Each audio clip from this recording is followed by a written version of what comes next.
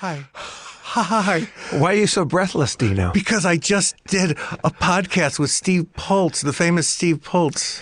I was listening to it in the booth. It's your favorite podcast ever, right? I made Dino come back into the booth to promote what I think is one of the best hour-and-a-half podcasts of all time. It's called Sing Songers, and I interview songwriters, and Steve Poltz is on this week, and he's amazing. Falling on a Wednesday, some will call it hump day. I got $1 in my pocket, let's go riding in my rocket. I want to work them. Singer, songwriter, country music, folk lover, musician extraordinaire. It's one of the most heartwarming... Magical guy. And Church, she sang a song that Steve co-wrote with Jewel. I'm a big Jewel fan. Which song did you write? Oh, we co-wrote You Were Meant For Me, and it's a song that goes like this. I know that song. I know that you love me, and soon you will see you were meant for me, and I was meant for you. I only made Dino come back into the booth to say, please promote how good this episode is. It really is a wonderful moment in podcasting. Please listen to Sing Songers with Dino Stamatopoulos. Thank you. Pass around the lampshade, somewhere there's a party. Here it's never ending, can't remember when it started. Hey, it's the Sklar Brothers from Dumb People Town, and we're here to tell you about a live Dumb People Town show that we're doing here in L.A. at the Starburns Castle, where Harmon does Harmontown. Yep, and we're going to do it on the Thursday night, June 8th, 8 p.m. at the Starburns Castle. Please come out. We've got a special guest that's going to be there. What we want you to do is bring your own Dumb People Town story, and we may ask you for that story, and we will break that thing down. So come prepared. Get your tickets at Eventbrite. Just search Dumb People Town in Los Angeles, June 8th. Get your tickets now because they will sell out, and we hope to see you there in Dumb People Town live. Feral Audio.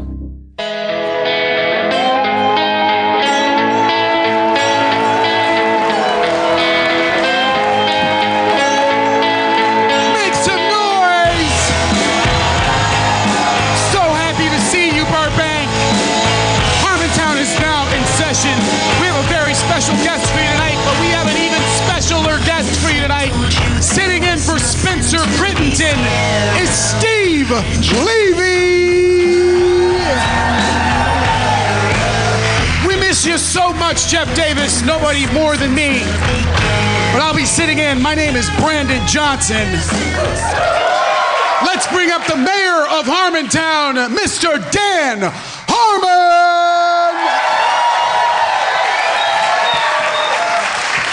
Thank you. Thank you very much. I don't have any notes. I don't have any. There's no show. There's no show tonight. But it's a beautiful summer night. Thank you for coming out to Burbank. If you were here last week, we started. We're zeroing in on the 8 o'clock start time. This time, I believe it was our fault. I think we walked up at 8 o'clock. So I don't think we could have started the show sooner. We're battening down the hatches. If that's what you do on a ship when you're making it a better ship. I think that's not what you do. I think that's what you do when a ship storm is coming. Yeah. Welcome, Steve, and Thank you. Yeah, big shoes to fill. Just keep judging me. Yeah, sorry, Spencer's not here. I'll tell you some things about Spencer since he's not here. He's usually he's a libertarian. He voted for. That misfired. So is 30% of my viewership. Listenership. I was gonna say he's a Republican, but I thought it was too arch a joke. Yeah. So I tried to make something funnier, like if somebody says how old is that, and then you could go like 85, and it's funnier to say 27. Unless he's 85. Spencer's 85. And a Republican, a Nazi Republican, not even like a log cabin like supportive of gay people because it makes fiscal sense Republican, like a fucking hardcore master race Republican. And he hates the fans, hates them, doesn't like them, isn't grateful for them. He considers them a pox. And he likes dungeons a little bit, hates dragons.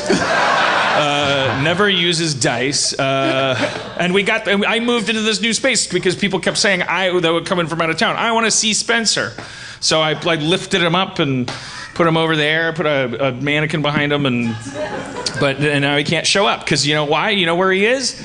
He's whale hunting.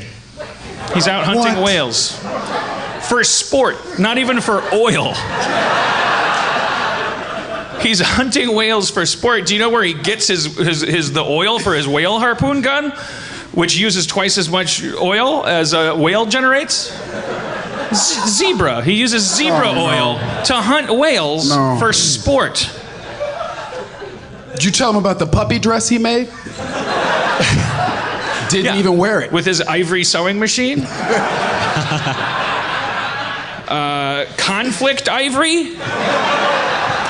Not regular free range, the elephant knows it's been raised to give ivory. Like actual fucking there's a Gaza Strip of the ivory poachers, and I know this is challenging for you, but there's two kinds of poachers, and one is technically relative to the other kind, the good kind of poacher, and Spencer is not on their side. He exploits them. The poacher you'd feel sorry for if you were sealed in a room with only poachers and had only known them, that's the poacher that he exploits. Right. All right, well, so be thankful he's not here is my point. It's just little old me with his lack of a show. Oh boy, let's go to Burbank and pay, what is it, $5 now? Man, I snuck in. $75?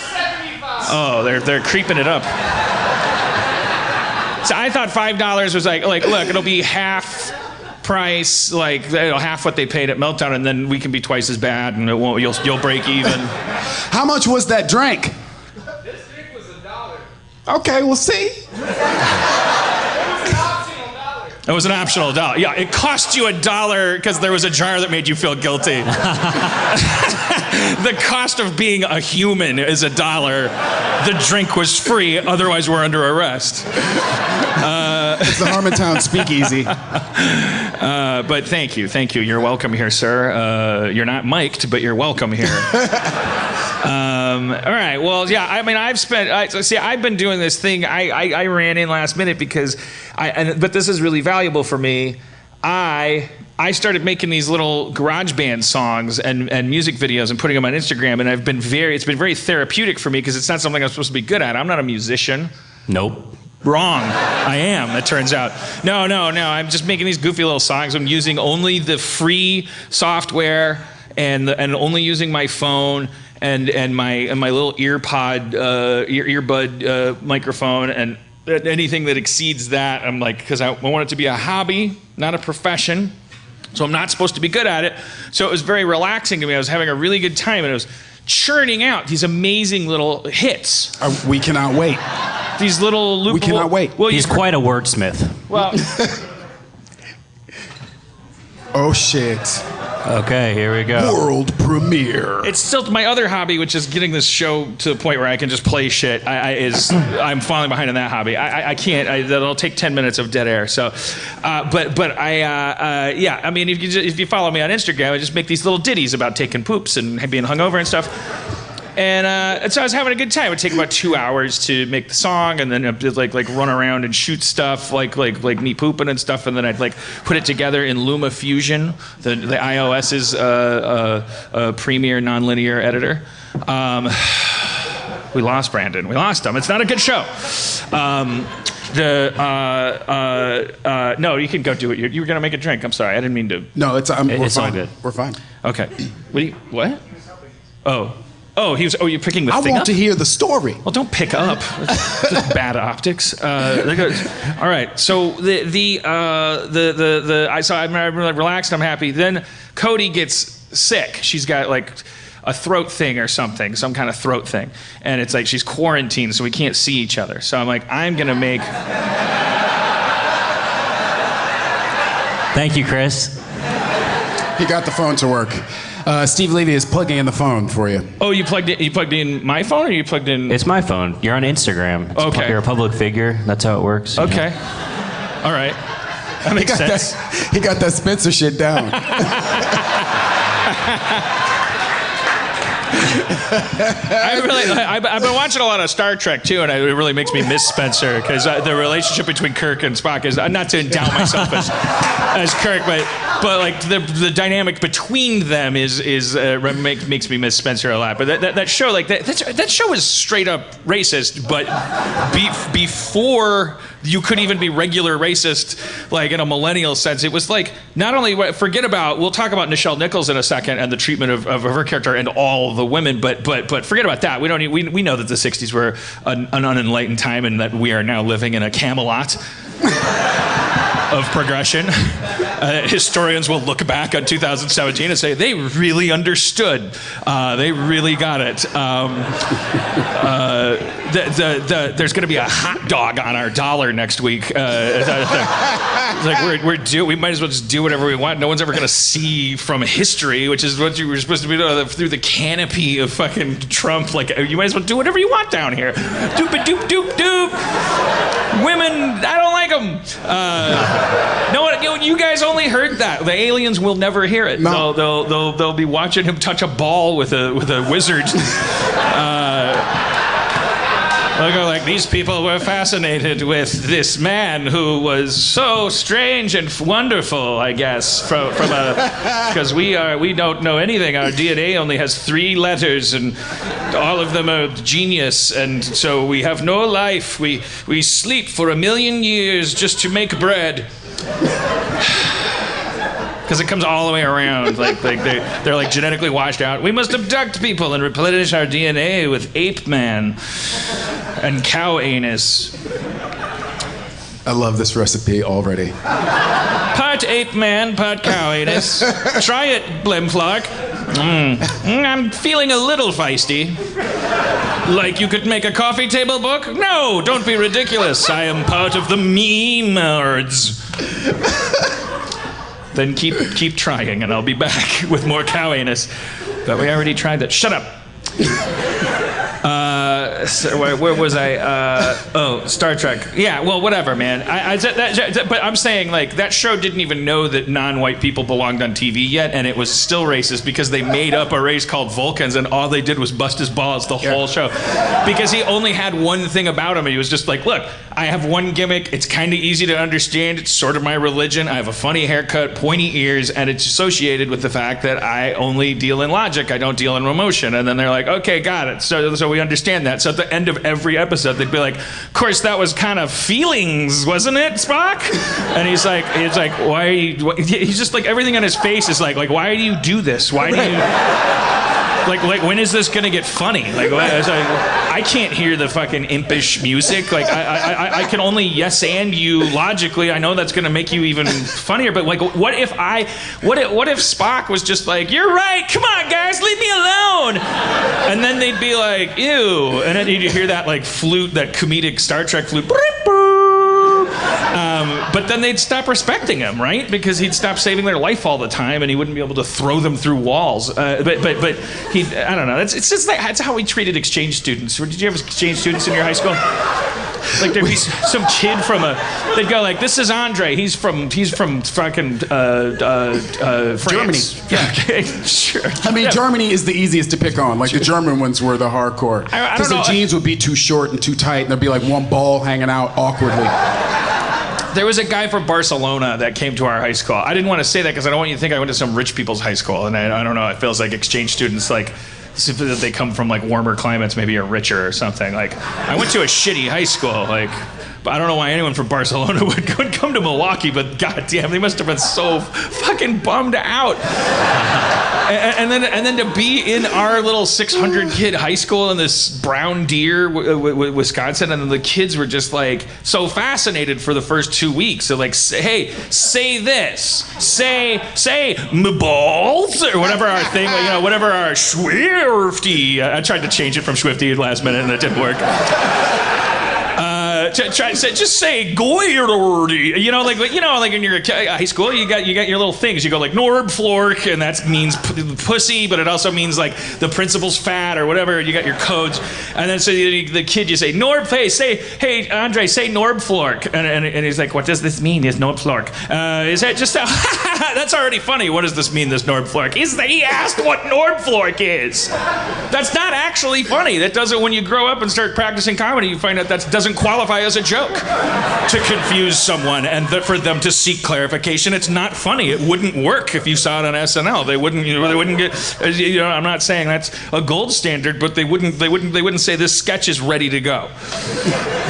Yeah, third grade style, like fifth grade jokes. But then they finally go Nordflork, and then whoa, and the roof comes off the school, and Andre said Nordflork, and then he says it again, like because either he's gonna play ball, he's like, that was a real Nordflork, and then you're like, ugh.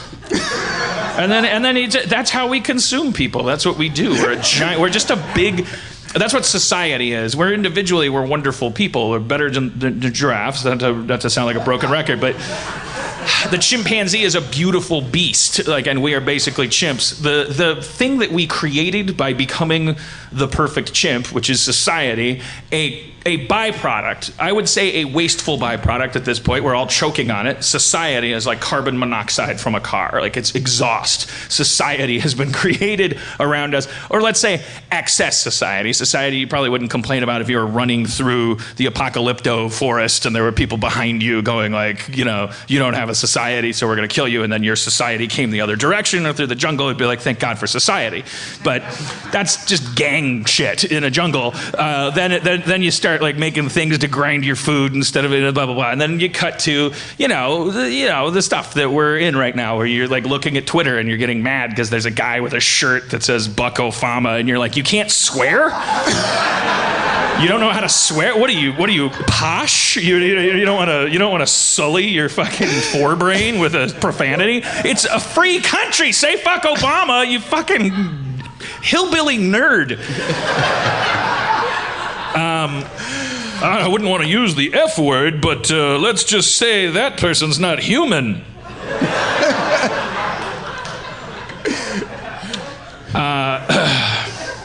Where was I? I'm stuck on that superior chimp thing. Oh, well, yeah, well, we're that a mass. Was amazing. But then we've done together, we're this biomass, and what we do is, starting on the playground, we see individuals, and we start practicing coalescing. We go like, what kind of shoes do you have? I don't know. What kind of shoes do you have? Same shoes? Same shoes. Well, that's good. Your shoes are too the same. Well, my shoes will be a little bit different. Okay. Well, that person's different shoes are a little cooler. And you're forming this like little blob. And then there's the kids, all of whom became my listeners, who are like further away from the blob. There's never going to be any coalescence. It's like way over here. So the blob goes like, whoa! Scoot, scoot, scoot, scoot, scoot, scoot. Just visiting, not coming over here. What's with your shoes? And you go like, I fail to see the logic in why you're asking the shoes. Energy!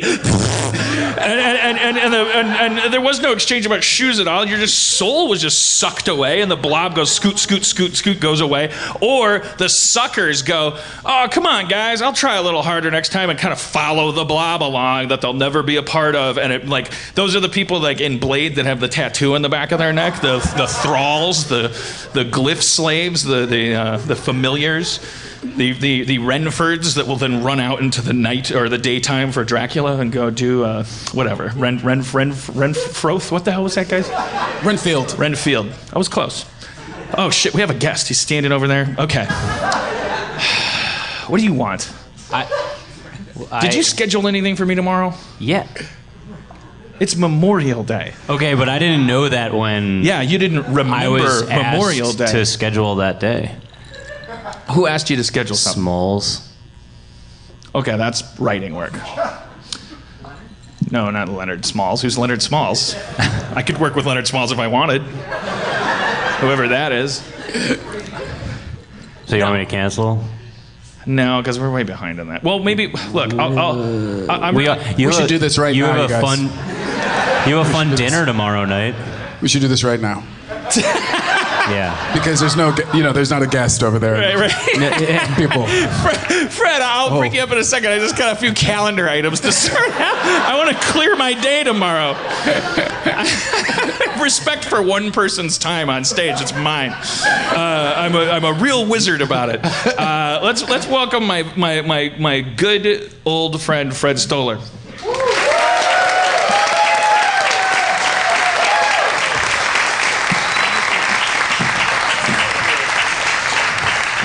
I'm already all sweaty, so I didn't want to hug Got you. the water.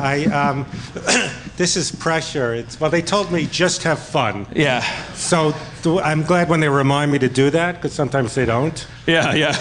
And you come up here and you cry. And you seem like a guy. I've known you a while, and you're always a guy that knows how to just have fun and go crazy. Yeah. And if somebody tells you like don't try too hard, you know how to do that.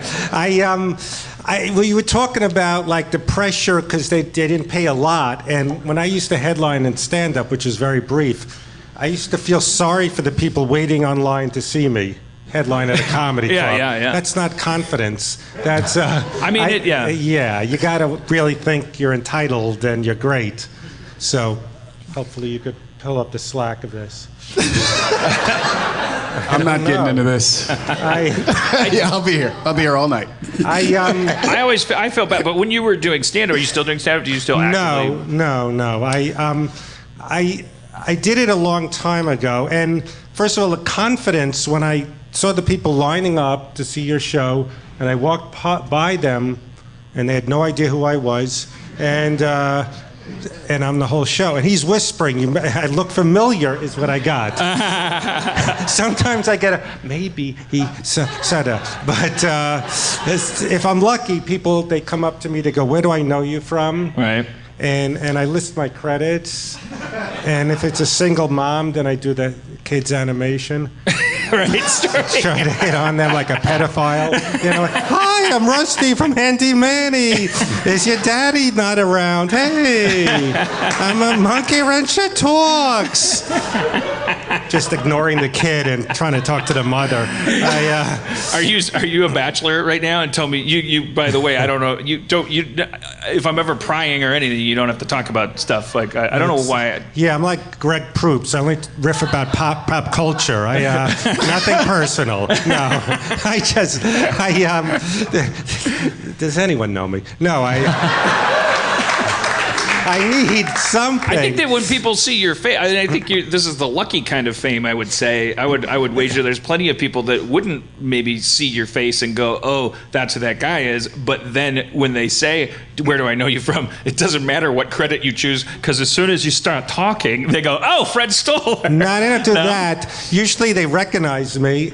And they go, I don't mean to bother you, and I'm so glad someone broke up the isolation that now I'm bothering them. Right. I go, hey, where are you going? I've been to the Grove before, and I'm following them. And I'm so lonely. The frustrating thing is I did one Seinfeld, just a few Raymonds, and people think I'm rich. Right.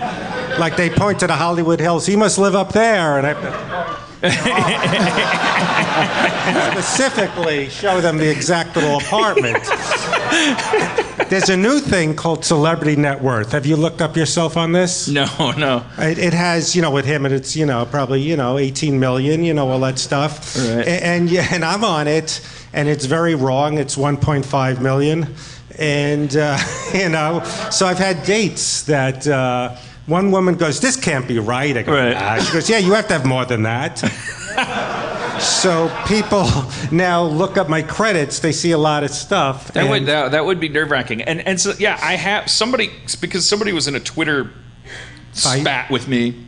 And my income or something must have come up, like whether I'm fancy or richer, because it must have been. And then so then somebody posted, as if like spiking a football, this link. I was like, what is this going to be a link to? Is this how you get like doxxed or whatever you got? And I clicked on it, and it was this thing like whatarethéworth.org or something like that. It says Dan Harmon net worth $5 million. I was like, wow.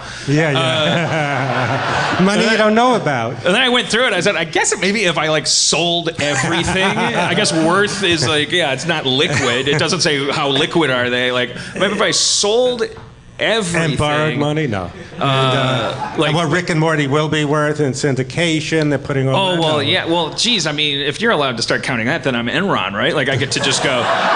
Because if you get to start counting that, then it's like, well, because I'll never see that money. However, I do have a stake in it. So it's like sometime when I'm 70 years old, in theory, a check for like Hot Topic Rick slippers will come in or something. And I'll be like, it'll be at the right medical technology, or they'll be able to just feed those checks into the machine that keeps my heart beating for 10 more beats. And they'll be like, Mr. Harmon, you're doing great. You're 70 years old. Your average person lives to 35 today. Can you hear the gunshots outside? Can you smell the sulfur? I love how sad. More money, more Rick and money, more money. He calls it Rick and Money now. I love how savvy people are now. I mean, you are savvy because, you know show business from following him. But I was at this thing, hey, you get you get checks. They hear what Larry David, hey, they'll see a Seinfeld I was on and go, hey, checks are coming to you. How much? Yeah. That's my impression of a moron, civilian. But answering your question, I used to do stand-up, and I fell into it during the 80s comedy boom, which no one, you were alive or... That's how a lot of their parents conceived them, was both of their parents had an open mic during the 80s stand-up boom, and here they are. And I was very shy and depressed, believe it or not. And now people have different ways to make it. You go on YouTube, you see this and that. But I only knew, stand-up, I thought to make it as an actor, your parents have to put you in the Brady Bunch. Only children, and I was another reason to hate my parents for not putting Fred in a TV show, like, you fuck. And like they knew they were supposed to do that. So then I went to I guess that makes sense if you're a kid and you're thinking about the people on TV. You're like, how else would they? Yeah, you don't know. Like I said, now there's every, whatever the hell. These links, like this is how you make it. Like I probably wouldn't have been a stand-up if I tried now. I don't know what I would have done, but you're just savvy with everything. You'd have been on an improv team. Yeah, I would have been so good, as you could see. Yeah, I think that's because the internet hasn't changed anything about the industry in the important ways, like the idea that, that's a ridiculous generalization. The internet has changed some things about the entertainment industry, but the biggest change is basically the size of the waiting room for auditions. Like that's how I put it. Like especially for actors, like nothing's changed for actors. Like, oh, how do I get my start as an actor? Well, you want to say like, oh, just get on YouTube and put on a fresh face and just like. But they've been doing that for 15 years, and all it does is they might as well be doing that. I mean, they can make $1 million doing that and never get into Hollywood. But then Google will say, sorry, Fart Smart's been shut down now. No more Fart Smart. I grew up on it. Well, yeah, it's like people think, Fred, isn't there so many more opportunities now? Well, no, there's just more bullshit. Right. Now, when I was, came to Hollywood, there weren't as many things, but they were like real things, like a part on Murphy Brown. Right. Or, you know what I mean? Or like Amen or something. It was like a big deal when I moved to LA in like the mid-90s, late 90s. It was like a person would get a spot on a sitcom. Yeah. Like they'd be like the pizza guy that hits on Dharma. Yes. But it turns out to be Greg's a clone. No, not clone. Why would clone? I can't even pitch a fucking idea. I can't get through one idea. I fucked it up at the end. If he says clone, use the same actor, you dipshit. You already own that guy. I've done so many delivery guys. Yeah, so I've lost it. There's so many more quote-unquote opportunities, but it's so saturated. But we would have parties. We would have everybody would show up at that person's apartment. You have chips and nachos and Fucking, I'm gonna kill myself. I'm gonna fucking kill myself on this stage next week, and I'm not saying that for clicks. Are you? Maybe you'll kill and murder yourself. You'd have cheese puffs and little doodles because hey, so and so they're gonna be one time it was on wings. It was like a guy going, come on through. So the guy would come through on wing. It'd be your friend, and he'd go, someone ordered pizza, and he'd go like and then the commercial would start, and you'd turn up the music, and you'd just be like, when I would do guest spots, my friends would say, where were you on it? Meaning you're the beginning, the middle, so how much of that shit do I have to see? It's like a chore to them, because they're flicking back. What's that? Don't ask him what's that. What didn't they ask? I know. There's a gimmick with the people yelling stuff out that I've encouraged somehow, and that's all right. I'm not going to be a pussy. You don't have to be gentle for me. Usually, I if somebody starts yelling something out because they're so concerned about something, I find that about 75% of the time it becomes fruitful. I'm like, what is this person? You've lost your mind. We're talking about ninjas or dolphins or something, and then they'll keep talking and go, do you want to just come up here so that you stop ruining the show and talking to the microphone? And then they come up, and then several of them become parts of the show, and so it's a fun, nice part of the show. It's like a town meeting. But then I have guests on, and then someone will goes like, hold the butter, and then I can see your nervous system go, that means I'm failing, because it does if you're at a stand-up club. Like Kumail, Kumail Nanjiani? Yeah, of course. Like I say, he's like the brightest, smartest, sharpest dude. But I know he has like a stand-up like DNA. So like when people talk in the audience, I can see his like Iron Giant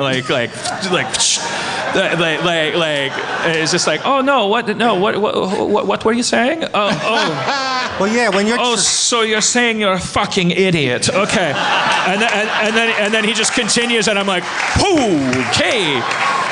Well, when you're trained in stand-up, well, I did like I said, the comedy boom in the '80s. Then when I started getting some guest spots, we think we're bombing because I come in, Murphy Brown, hey, I'm the delivery guy. I go, I suck, you know what I mean? Because it's da-da-da, da-da-da-da. Right. And, but then you go into the writer's room. Haven't you worked in writer's rooms and stuff? Not too many. The only thing, I was on Seinfeld as a writer, and there was no writer's room. Did you know how Seinfeld worked? Not really. There's... I was brought in the 94-95 season, again, before you're born. And what happened was I knew Larry David from the New York stand-up days, and he would kind of taunt me, which, I sound like an Indian now. You're like a pathetic loser. You're like a piece of shit. You make everyone feel uncomfortable because you're like a handicapped guy walking around, and they want to look at you. Your head's down. When's the last time someone like you got laid? And that's really what he said to me. I was at my friend's surprise birthday party, and this became a Curve episode. He came late. I want to scream surprise like a fucking idiot, All right, I'm in here now. Hey, now it's Rodney. He's just Rob Schrab, but 9 octaves lower, it sounds like. Yeah, so he was. Everyone in '94 was writing a spec script, for Seinfeld. And he goes, how come you never wrote a spec script? And I'm an idiot, because again, people are savvy. I thought when you wrote on a sitcom, you make the salary. I didn't know that sitcom writing became 5 jobs ahead. Like, the idea is not to, hey, I'm going to write on Seinfeld and make whatever $2,000 a week would be. Sorry. If you're at home right now. I'm going, why was that funny? $2,000 a week. I'm going, all right, I'm getting him a little bit. Dan has picked up a kettle bottle, and the ice is completely attached, if you're listening. I'm thinking, all right. Don't steal focus. Fred's telling a story. Fred doesn't want to, and then I've lifted it. It's like a fucking Marx Brothers bit. It's everything you want. Dan, what I mean is now people know about... nothing more primal all right, well, for the ice to get broken off. And what I mean is now people who I forgot why I was want the liquid out of the bottle. And I don't mean to bash Harvard because, it's cliche, and I'm sure you went there and the community writers, but they know... I went to Dirt. All right. Don't you know that's my issue? You don't, because we're both narcissists, so you don't know. I have class issues. That's why I couldn't function in writers' rooms, because everybody was from Stanford and Harvard and Yale, and I'd be like, what? Every time we got in a fight about coffee, I'd be like, enough of your Ivy League bullshit! Well, when I was temporarily on Seinfeld, which I'm plugging, I had a Kindle single called My Seinfeld Year. Did anyone hear this? Well, it made him laugh, and one person. All right. And you. We will be handing out copies at the end of the show. Well, the actual thing is, I'm happy to see you, but only disappointed because thinking I was going to plug, I have a new one, and I sent Jeff Davis the PDF of it to save $1.99 with what it costs, thinking he'll be going, hey, it's great. Wait, I want to make sure I understand this. You sent Jeff Davis a PDF of my new book. Of your new book? Oh, okay. Thinking, go, hey, I don't want him to spend $1.99. There's these things called Kindle singles. They're legit. I know $1.99 people make fun of them. And yeah, dude sent it to me. And so, could you pretend it's really good? 5 Minutes to Kill, and you're that Jeff? book. It changed my life. I've read a lot of authors, and this book, your book, the book. All right. Well, I'm positive that if in any way, because here's the thing. I've talked to Lee Daniels about yes, making your book into at least a 4-part movie series. What about Leonard Smalls? And Biggie Smalls. Biggie Smalls as well. But when I was on Seinfeld, one of the Harvard guys goes, because I would pitch things from my life, which was just fucked up, He goes, nothing bad ever happened to me. I have to make things up. And I wanted to punch him like, now something bad happened. Yeah. These guys were never unemployed a millisecond in their life, but they learned how to do the Larry formula of just in doing things. So basically, there's no room. You know what a writer's room is, right? Okay. They can put it together contextually. So basically, you have to come up with a Jerry, Kramer, Elaine, and who's the fourth one? George. George. I, by accident, did 50 milligrams of an edible the other night. I'm an idiot. The other night. Yes, and it's still in me. And so you have to pitch. There's no room. Like, no one's trying to come up with stories together. My analogy, it's like a homicide division. We're all trying to solve murders, but our own murders. And fuck you, I'm doing the O'Daniels murder. We shut our door. We don't help you. So I'm walking around, and there's a guy, I have a restraining order from him, not making this up. Writer. From my book, My Seinfeld Year, check it out. I talked about some people, and I got sued, and I have a restraining order against someone. I didn't mention his name, a writer. And I called him a pseudonym, and he lately, when my book came out, he would pound on my door going, fuck you ruined my life, because I haven't worked in 10 years because of your book that's been out 3 years. And you should read my book, Looking for Someone to Blame. Yes. So he would bang on my door, leave notes, and he had this fixation. We would go on Dr. Drew, and he'd leave notes. We're going to tell the world what a piece of shit you are in Dr. Drew. That was his manifesto. Wait, I'm sorry, back up because I don't understand that. You said he had. You were on. No. How did Dr. Drew get involved? I didn't. Thinks that I know Dr. Drew so well that we were going to go on his podcast, and I would confess what a piece of shit liar I am. That is some bullshit. Yes. He was like, I got this deal. You should get us on some Dr. Drew so I can get some money and to get this episode. We'll get residuals. So this guy pretended to be my mentor. So I was on my own. He goes, bro, it's like Nam here, but I'll show you the ways. And I made myself look like an asshole for listening to this guy. So I was the one who put myself down in the book that I'm such a schmuck. I don't believe that you would put yourself down in your book. I feel like it must be another one of these. I'm such a big shot. Yes. And I don't get the narcissist, but in a different way. I get it. You know what I mean. Yeah, you and I hate ourselves, but That's what I always felt about Howard Stern. In one way, he goes, "Yeah, I'm cool," then he puts himself down. Right. Didn't you see that dichotomy in Howard Stern? Yeah. I mean, to me, I relate to that. But you're a purebred something. Like I don't know. Like you're amazing, and that's why you're. I mean, I'm jealous of you because your voice, because so much that this guy's walking out. Like he's just taking a poop. He's fine. Yeah, but no, when you would get up on stage at the when I was living in Milwaukee, I hadn't moved to LA yet, and you were the one of the 5, 6. There used to be a thing there was so many comedy sentences, so many of these cable Evening at the Improv, Paul Provenza, Mario Joyner, that you could make a marginal living doing the same set every on all these the A-list. We called it A-list because everyone was on it. But you would come out. I mean, we were coming out of an age where someone would come up with a hammer on their head and say, "Hey, I'm Hammerhead," and people would laugh, and then that person would be kind of fucked for 10 years. But you weren't one of those. But the funny thing is that you were so on point. You were so true to your own voice that I bet a lot of people think you're doing a character, and because you would come up on stage and the audience would stop clapping, and then you would say something like, "Yeah, I'm kind of I guess you're probably thinking I'm like, oh hey, look at the cool guy," or something. Yeah, that's why I quit stand up, because of stuff like that. Yeah. Reactions. Yeah, exactly. That's why I never. But you'd go like, I'm a bit of a thrill seeker or whatever. You had your bits. I live on the edge. I drank milk that expired yesterday. There's all these jokes. But when you would say I'm a thrill seeker, the audience would unanimously laugh, and that's the thing, is that seems to be part of your voice, is that you're like.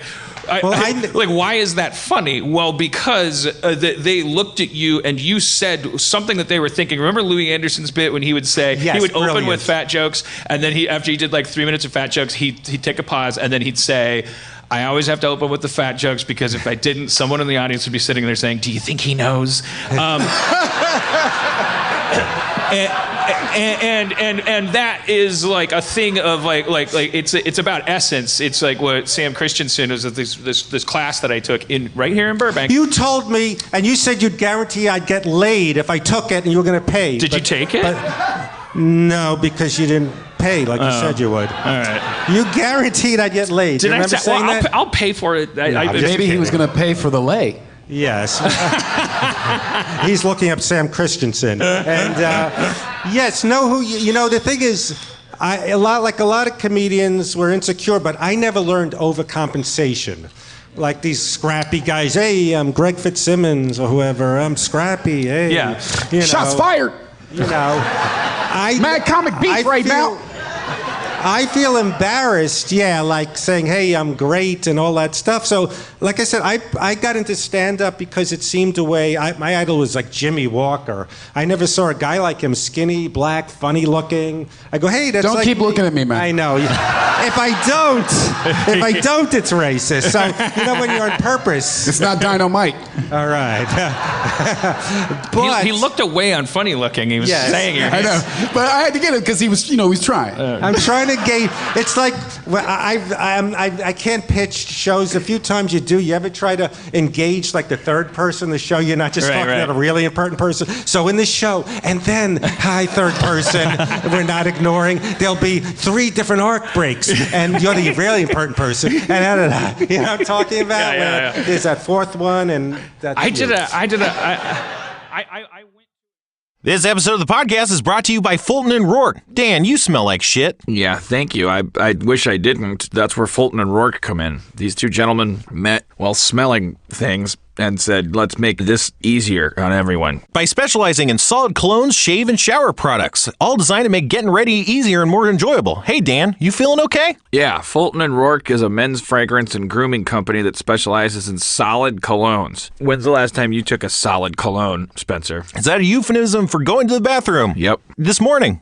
Spencer, you and I have always been very passionate about smells and hygiene. I'd say smells and hygiene account for 30% of my idle thoughts. I wish I could introduce you to my friends Fulton and Rourke. Did you know that Fulton and Rourke is a men's fragrance and grooming company that specializes in solid colognes, shave, and shower products, all designed to make getting ready easier and more enjoyable? Yeah. Well, then you should have cut me off at some point. Their travel-friendly wax-based colognes go anywhere. Plus, there's nothing to break or spill, and of course, they all smell fantastic. That goes without saying. If they didn't, they'd be definitely doing the cologne business wrong. And at the same time, Fulton and Rourke's bar soap is designed to exfoliate the skin with or without a washcloth. I mean, these guys, each individually, Fulton and Rourke, are powerhouses in the soap and fragrance industry. The fact that they're teaming up is... Dan, can I ask you a question? Yeah. Do you see me as more of a Fulton or a Rourke? Well, when I met you, I felt you were Rourke-y because you had a robust, reliable fragrance. But I've started to explore your Fultoner side. Thank you. Because of your exfoliatory power and your great prices. Spencer, why don't you try it for yourself at FultonandRourke.com, where you can save 15% off your purchase by using the code FERAL at checkout. Just using the promo code FERAL at checkout at FultonandRourke.com to save 15% off my purchase? Yeah, I feel like I should spell it for you. FULTON and ROARK.com. to save 15% off our purchase by using promo code FERAL, F-E-R-A-L, at checkout.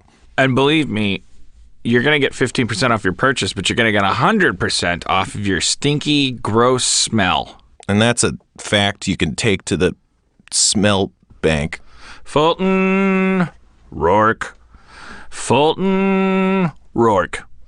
They're the people that'll make you smell better. Oh, God, I'm so hungover.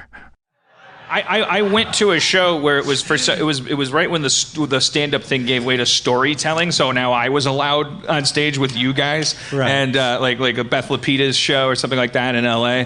And one thing I did was because I'm such a master storyteller, but that just stuck out in my head. I'm like, what the fuck did that sound like? But I'm just saying, like, now I'm in. Yeah, I was waiting for my opening in this world. It was because of a TV credit. Let's be frank. But then you're allowed to go up to like these cabaret shows and you have a drink and you say, my dad hit me, and they're like, that's great, here's a drink. But I did one of those, and it was like me, Mark Maron, and maybe like, let's say Scott Thompson I think was there, right. And it was and there was like, we almost outnumbered the audience, and it was like right on that bubble where it's like, they must have talked about canceling the show. There's like 6 people sitting there, and then the other 2 performers. And I remember distinctly, like, it was such a weird thing that Mark Maron, while he was on stage, he coped with the weird sensation of performing to only that many people. I had only met him for the first time that night, but he just kept on.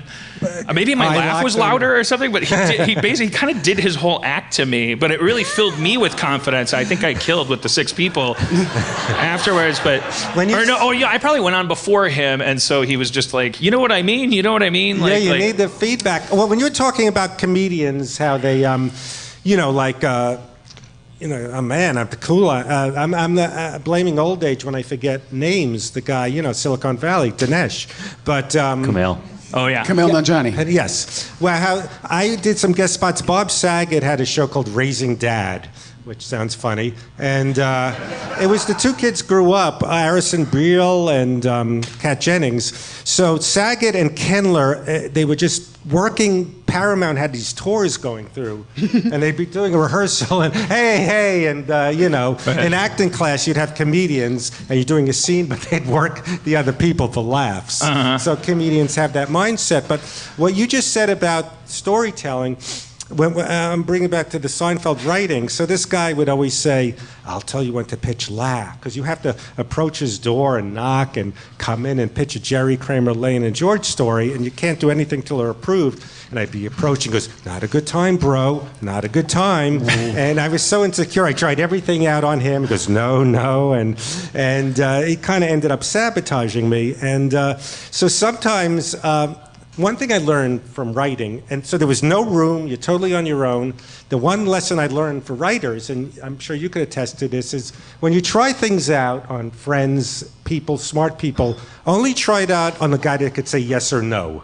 You know what I'm saying? Right. Because I tried out things on this, he said, no, I'm concerned, that's not good. Then someone else ended up doing it, not because they stole it, but because they tried it out on Larry David, right. And I asked these middlemen.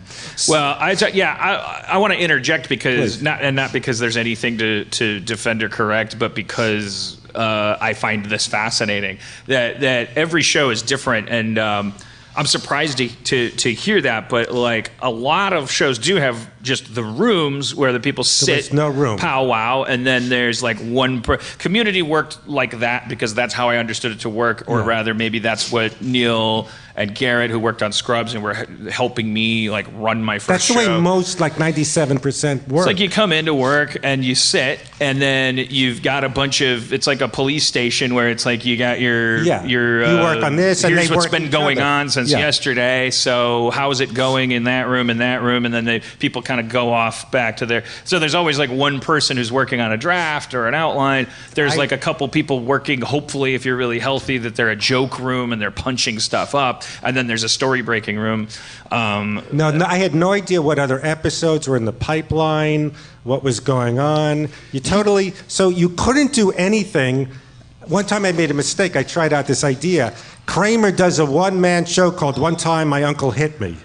you know, like those confessional things. And so I said, that's good, that's good. So I'm writing it up, and then I bring Larry in my, what the fuck is that? You don't fucking put things on the board until I see it. But Lapisi said it was good. What the fuck, you idiot? So you can't... Is it possible, Larry David, that there's something missing from your translation of him? That like maybe he's smiling while he's saying something. Well, he seems to be a joyful guy. I know he's grumpy, but one time this you happened. make him sound like a bad guy from Revenge of the Nerds. Like he just wanted to. One time this hurt happened to me. The editing room was next to my room, so you can't do anything until the stories are connected. So I would one time I stood outside the room trying to pitch. I waited an hour, and these two aggressive guys from Harvard went right in, and then they pitched. They went right in front of me, and I was so exhausted from waiting, I went in my room and napped for an hour.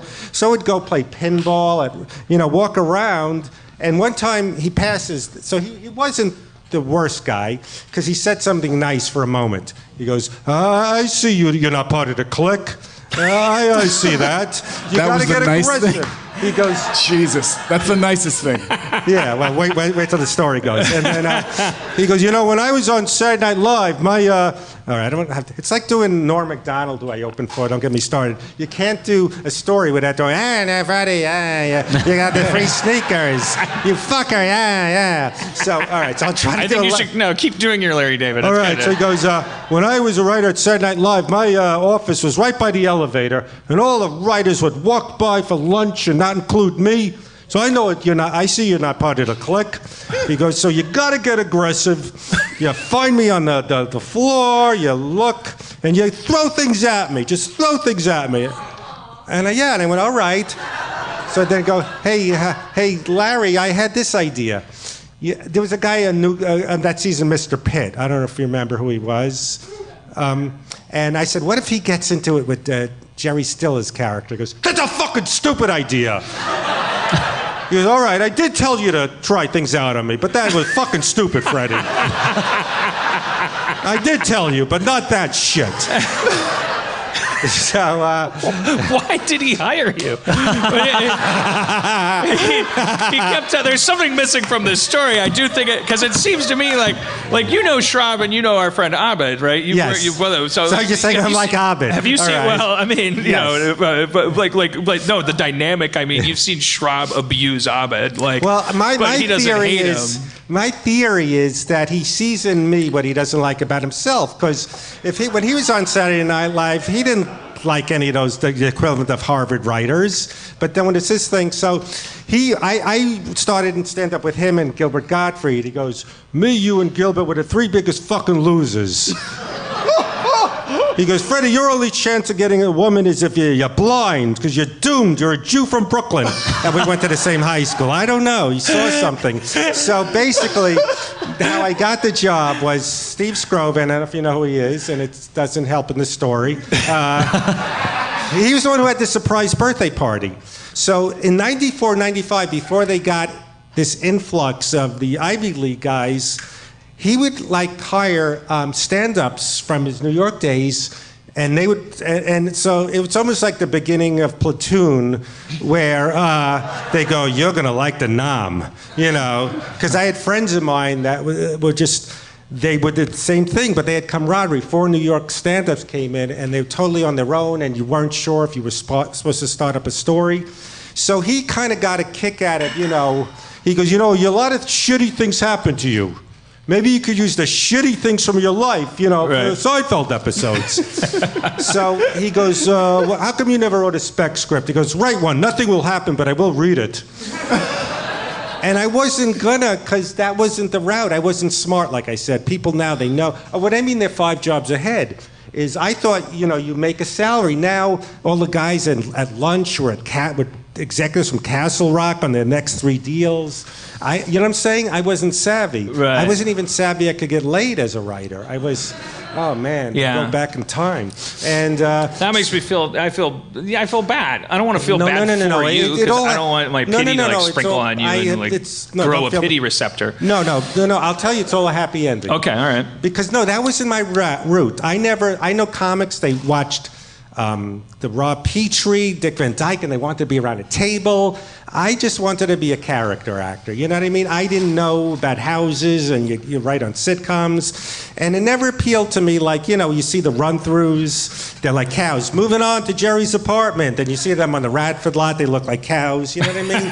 They just, you know, the writers, you know, walking. I was always jealous of those people too. Yeah. You know, I mean, I don't want to interrupt your story, but no. So basically, what happened was, I wasn't going to write a spec script, but in 1994, there would be people dying to have Larry David read their Seinfeld spec script.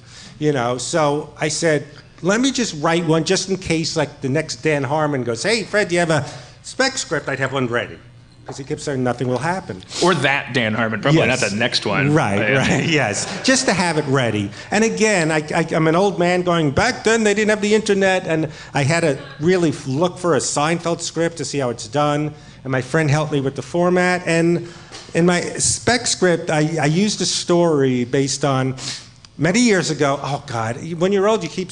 My new book I wrote. Everything is back before the internet. Back, you know, you have to preface it. Back before cell phones, and before there was the internet. Remember when there was? Now there's no such thing as a blind date, unless your name is like Phyllis Smith, because this is what she looks like, what she makes. You know, you get pictures, Facebook. So someone wanted to set me up with a woman. But she was away from the Hamptons till the summer, and I was so excited. I wanted to have the visualization to be excited. I thought of a funny bit where, what if I hire a police composite artist to sketch what she looks like? To go, all right, yeah, looking forward to that.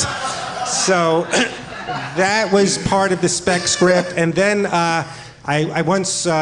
This they ended up using at Seinfeld. I met a woman in London, and it was unbridled sex. This was 1990 when I remember. Oh, 96. Yeah. And I remember, no, 1990. Yeah, the beginning. I remember, I confessed to her, I haven't had sex in 6 months. She goes, so long? I remember when that was so long. Wow, I wish it was that recent. And you know why we had so much sex in 1990? We had no idea how to dress. Right. Because it was 89, New Year's Eve. We were like, what are we going to do about all this Velcro? We can't just start dressing like hippies we will by 93, but... So I put in a storyline where I flew her to L.A., and it was almost like she gave her ticket to a woman that looked like her. She goes, you flew me here just for sex. And if I said what instead of pardon, she'd scrunch. So he said, I like the spec script. Let me show it to Jerry. And so he liked this stuff, and I was brought on. And just as a quirky guy, and then... brought on as to be on screen. No, as a staff writer. Oh, okay. From that spec script. So that's the thing. So it is like what? So rewinding from that, before that spec triumph, what were you doing? You were at the office. You were being abused by coworkers, but you weren't getting paid. Wait a minute, I'm confused. You may have been a slave, and it's illegal. Wait, where was I not getting paid? No, I was on staff at Seinfeld. No. I thought you were because you when you said you're 5 jobs behind, or you're 5, you're 5 jobs No. What ago. I meant is that they're strategizing. Writers now, speculating. You don't go, gee, I just got a writing job on Community. You go, ooh, it's a cachet. Then I'll be able to pitch FX shows. I see what you mean. That's Okay, what I mean. you meant being on staff on a sitcom. That's hardly the end of any rainbow, right? Like, but they don't think, gee, it was called program consultant. I'm making $2,200 a week. Ooh, that's cool. No, they think Seinfeld. They'd be on lunch getting their next deals, and they're 5 jobs ahead. Is what I meant. And the unspoken implication there, I think, or maybe I'll put words in your mouth, or maybe why don't I just say my own, is the reason that's really true is because you could get that far. You could have a staff writer job on a sitcom, but then both because of what happened to the industry and technology, and because of the fact that you're right, you're competing with aggressors. You're competing with professional. I don't want to undercut everyone that can hurt me in the business, but and everyone and everyone I wouldn't want to hurt because I like them because they became my friends. Some of them, but there's a DNA there. I always look at it like dog breeds where it's like because there's dogs that are good. There's like. He's a great joke writer, but part of being a good joke writer is that he drives that person and that person so nuts he has to fax his jokes in from home. And then that person's not that good a joke writer, but they're so like vibrant in the room that their jokes seem funnier, like 20%. And then these other people who are different breeds, like they end up pushing that joke, and because there's the breed of, you know, it's a chemistry, a symmetry. Yeah, and I would never want to say it because there's no such thing as a breed of dog that's a good dog or a bad dog, unless you know, pugs are evil. But no, I'm kidding. I'm kidding. I know that pug owners are driven by their protectiveness. That's why I made that joke. You can't talk shit about pugs. That's the point of that breed. It wouldn't exist but for the surplus of protectiveness in the human breeders that bred it. It can't breathe unless you Q-tip its face every 3 weeks. It is a dog that is falling apart. It is a pile of dog. It looks like you spilled a dog. And their eyes pop out? I mean, it's. They do, yeah. What could they ever do? A dachshund? I'll tell you what. They used to use them to clean cannons. I know every breed. They all had a use. Anyways, arrow quivers. They would clean them with dachshunds. But pugs are just there so that we can feel angry about people making fun of our dogs. That dog's cute for the first 2 years of its life, and they do not age well. Old pugs are ugly as fuck, and old pug owners know it. Pugs were part of an ill-advised program to breed rescue dogs. For murder. I thought that would get a big laugh. I was like, this is impressive. I wrote this. I can't do stand-up. I would have wrote that down on a yellow pad and gone, this will kill. I just wrote that in my head. Pugs are part of an ill-advised program to breed rescue dogs. Laugh, but no. Yeah. Because you're breeding them all fucked up, like as fucked up as so you don't have to go to the humane center to find, because it's like, oh, that dog has 3 legs and 1 eye. I'm gonna rescue it. No, it's a pug. It could be a thoroughbred pug, and she has a pug. It needs your help. You're making. No, you made a face like, no, stop. Well, it also elicits that feeling because if you look at a pug, you go like, that's me. I'm an underdog. That's me in grade school. That's me in high school. It's the little girl dressed as a bee in the Blind Melon video. That's what a pug is. Because sometimes dachshunds, you want to be tempted, but you're not. No, that's the kid that was into sports casting, and so all the basketball players thought he was cool. Could I kill the momentum of this bit that's killing? No, a writer. No, my job. I just did. A writer's question, which I don't know if they care about this stuff. Do you think it's easier to fake being a writer on a sitcom than like a show like Breaking Bad or Justified?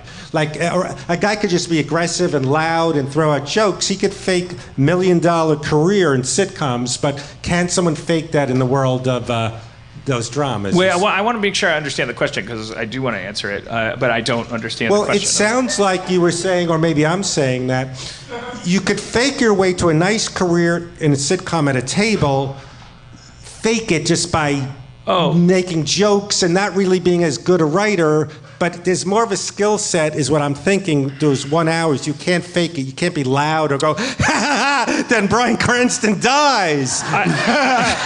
Hey, he'll have a stripper by him. Oh, yeah. I don't want to piss off my friends that work on drama shows, but they're a less fraternal bunch, so they probably aren't as easily pissed off. And the few I've talked to about this will confess that because when a comedy writer sits with a drama writer, it's only a matter of a couple drinks before the comedy writer says, admit it, it's easier, and they go, yes.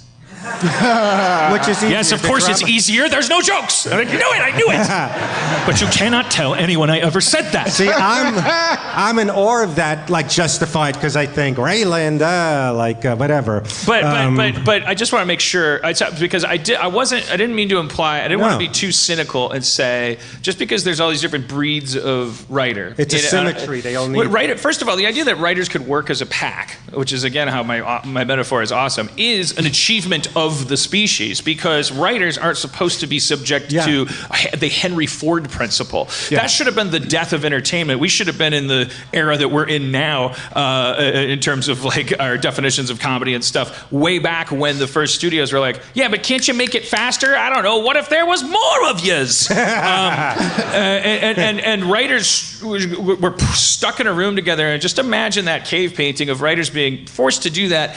And they're the worst. They're egotistical. They're defensive. They're thin-skinned. They're thick-skinned in the wrong ways. They're the monsters. And then they go, fuck it, then we'll have rules for that, and to me that's analogous with the human species. So it's almost like the Seinfeld writers' room is more natural. I don't. But also, it sounds like it was weird. You already said that you heard that, but I think that's probably a successful show too. When the stakes get high, you can't dispute. And then it's like you're coming in, so it's like the army knows what it's doing too. So if you come in as a new writer, it's not like, hey, my name's Samantha. Here's your bunk. It's like, fuck you, die or figure it out. And that's what a good pack does. But this is, I wanted to bring it around to the fact that because there's so much like my connection to you is the self-abuse. I mean, you can't stop. Like you have a potato in one hand and a potato peeler in the other, and before you ever come around to peeling the potato, you'll be like fucking like you will be fully peeled yourself. But when people go, Fred, you've been on every sitcom of the 90s, not News Radio, not Frasier. I got to correct that. And all of that, but it's like that's the thing is like I don't even know if it's possible for you to become a douchebag because of that, because you're going to be one of those you said in the beginning. I thought it was so interesting. You didn't overcompensate. We know that breed. That's a dangerous breed. That's 85% of like people who the world comedically, like guys who were nerds, and then they go, well, but I was funny, and then they got that stick that says they were funny. And then they start using it in a way that they wouldn't have if they didn't have that stick. So it's like, it's a weird thing, but it's like, well, if you're fucking a victim and someone gives you the power because they like watching you be a victim, it's hard. And your voice, you've always had that voice. You've always been that guy for real. And people have always been drawn to it. And some people are even drawn to abuse you. And because yes, Norm Macdonald, when I opened for him, and let's not go there. No, I'm just kidding. No, they're booing me for saying something they don't know. That didn't happen, Fred. No, like a guy like Dom Even Herrera, they want to fucking abuse you right now. It's just like a guy like Dom Herrera, no one's going to bully him because I think I see. There's a there's a guy. I'll tell you later, but I don't want to turn on this crowd. Why don't you do that, Fred? They're sweating. Why not have them? No. See, I grew up. There was no such thing as nerds. There were nebbishes, sad sacks. Nerds are like cool.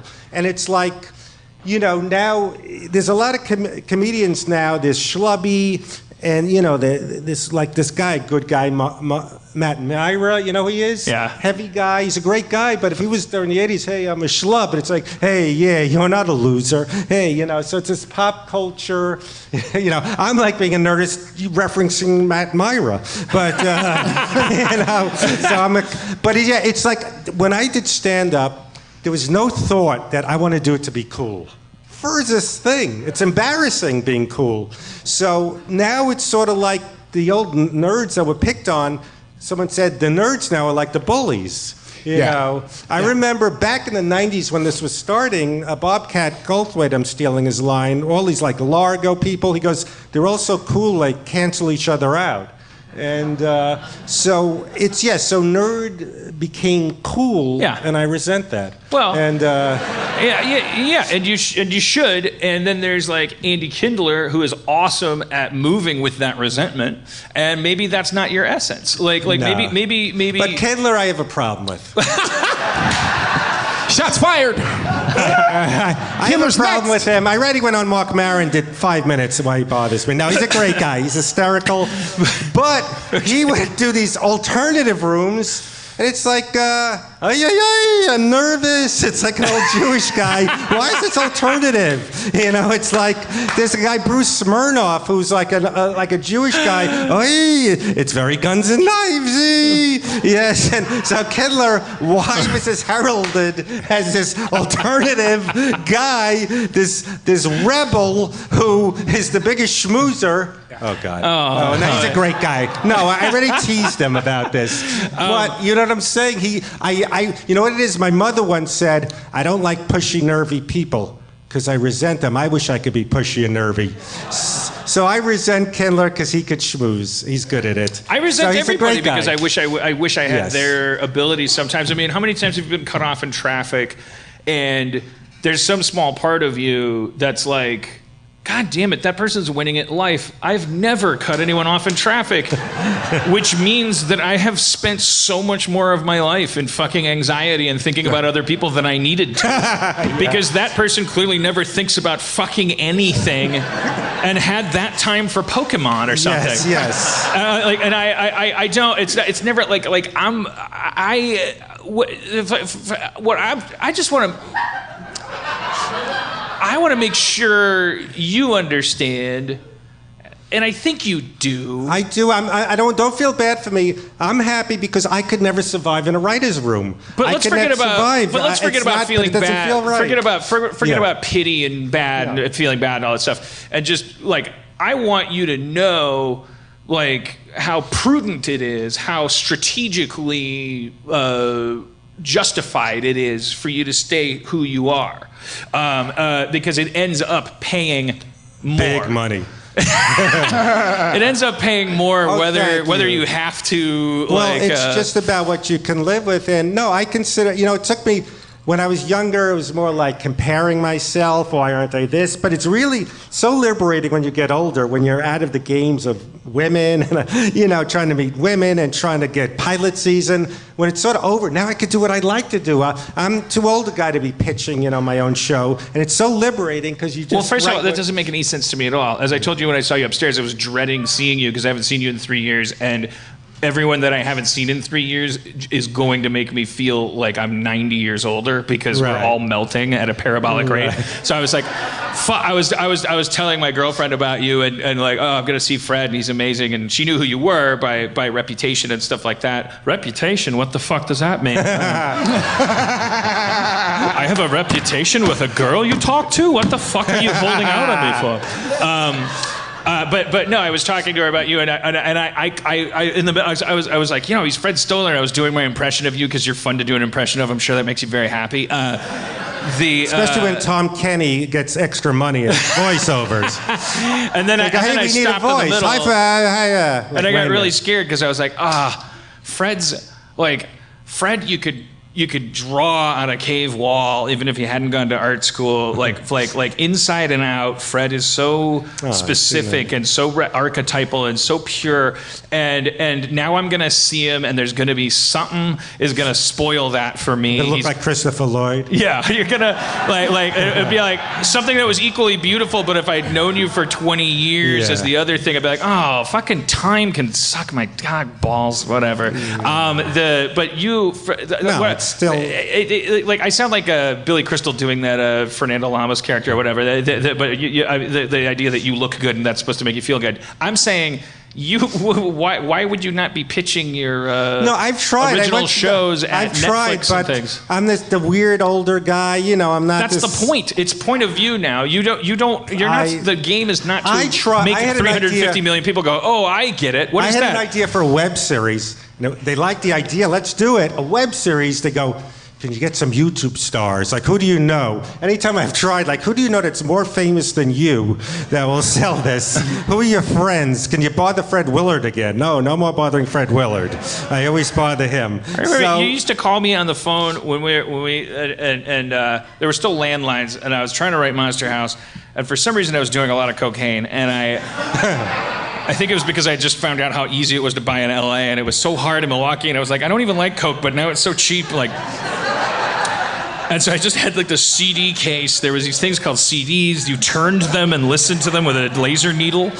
and it was covered with like Coke residue, and then I'd be trying to figure out why a house would be a monster, and then the phone would ring, and you'd be calling me because we had just made friends, and you were like, the idea that I was the paragon of confidence for you says a lot. Like, because you're like calling me for advice. I'm like, what is this motherfucker? Like, you're like, listen, have you ever tried? Like, what do you do when you park in a grocery store? Like do you look for the? Because I've been driving. I went to the store today, and I just drove away. I couldn't handle the pressure anymore. I'm like, you couldn't handle the pressure of parking at a grocery store. And you called me. No, you intimidated me because the last few times I bumped into you were really like angry, Dan.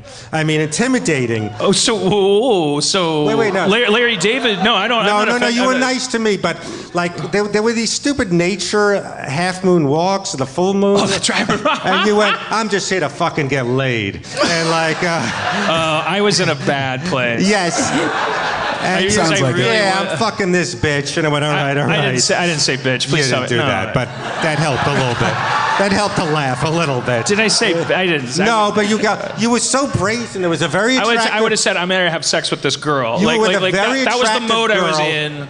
I won't say in front of her. I bumped into her since. And I was so jealous. She was sweet, and you said, I'm just here to fucking get laid. I don't think you said fuck, but you said to get laid. Because fuck all this, this nature bullshit. But no, you're great. But I was in a phase at that time but where you were acting I was like doing the this. asshole, and you were getting laid. There was a girl that had told me, that. and this is not negging. Like this isn't that red pill shit. Like I had come into my own as I had come out of a relationship where I was like, I can't remember what this was in between. Where I was like, the justification in my head was for about a year, I was a pig, but not like, I don't think I was abusive. No, I was a pig. One woman said to me, which I will always remember because I thought it actually summed up exactly what I was doing, and she was a customer that was explaining, oh, this is why I stopped and bought this fucking soup that made me sick. And so I was like, oh, that's what's on the label. She said, like, I spent so much energy trying to catch guys and their red flags, and you wave yours like a matador. Yes. And that's what it was, and it wasn't. But that's intimidating. not. I want the kids to know. I want these millennials to know. First of all, I said that was a year, and I looked back, and I almost killed myself, and I was miserable. I almost burnt my apartment down. It was a bad time. I'm also not saying don't ever do that. Do it. Go for it. But that is not the same as this, because these are weird fucking times, and that shit is kissing cousins with some ideologies that have to do with hurting other people in order to like get reverse psychology. This is the baseline is total id, and that's if you meet somebody at a party that just says, "I'm very lonely. Would you like to make out later?" Like that's that guy can have a reasonable time, because then you're playing Moneyball with statistics, and that I resent the fact that bleeds into this other camp that's about like taking it back from women who never took it away. Like that's that's why I want to like put a big fucking fat asterisk on that. But I was going through that phase where I was like, I was just going on dates a lot because I felt like I had done that wrong for the first part of my life. So every girl I talked to that I was attracted to, I was like trying to be in this zone where I'd be like, I'm very attracted to you. I would try not to be, like snow plow them, but but I got a lot of like fucking humiliating like eye rolls and like walk away. Like really, you'd say that to me? But I'd be like, I'm very attracted to you and I'd like to make out with you later. Now that you don't need those lines anymore, can we hear one of them or? I'm kidding. No, you intimidated me at the Super Bowl parties. Does Joel Hodgson thing? I guess that's just everybody in there. I was in my That's my some late people 20s. for 15 years of their life. Some people die at 65 years old staying that way. You hear the humanity in him talking about Trump and all this stuff. I mean, that's why I wasn't as intimidated. Right. I feel I need to do a Star Trek joke to get you back. Because I can't believe relate you to this angst. You told these people everything about Dan. Now I see why Larry David fuck with you. Yeah. No, Well, that's the I thing. want to tell you something. People think I'm an easy mark, but I got sued by this guy, and I didn't get bullied. I didn't get bullied with the guy with the restraining order. I pushed him away, and What I happened took him with the end of that? And he, to give him credit, he didn't know it was illegal what he was doing. Okay.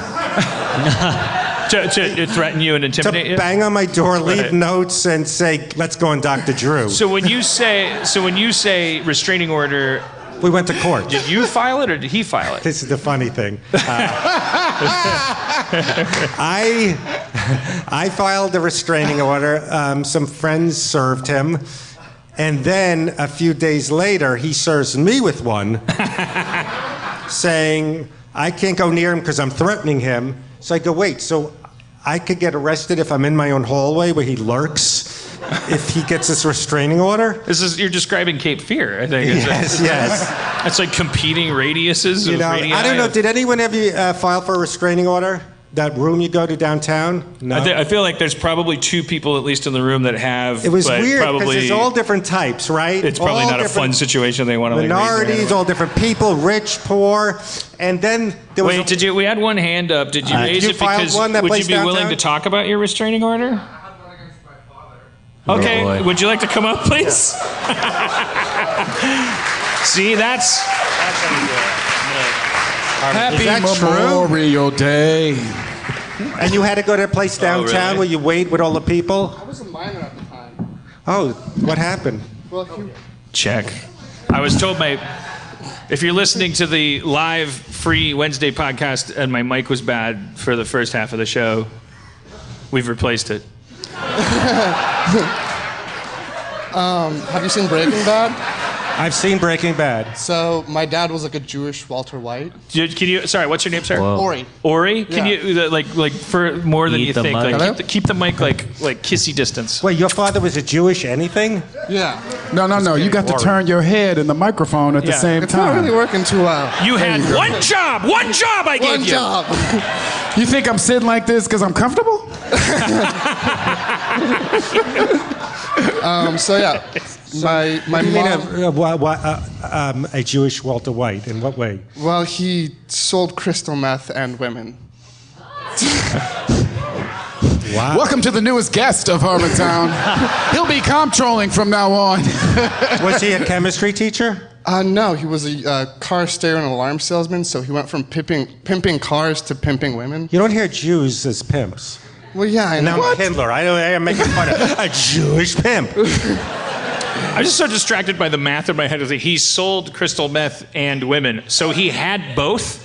Yeah. And he wasn't done. Well, I mean, Don't forget car stereos. I mean. Oh, okay. So this guy really craved car stereos and could never get them. I mean, his trinity was he would get hookers to sell crystal meth to guys. Oh, you ain't got to tell us. And then they would fuck the guys and then do the meth. And then when the job was all done, they'd smoke the meth, and then the meth would make them clean, so then everything would be spotless. Wait, when they left. Wait, the meth would make them clean? Well, you know, because meth makes you all like. Clean like a maid. Oh, clean the house. Yeah. You were about to buy a shit ton of meth. You're like, meth can make me clean? I would like to try some meth.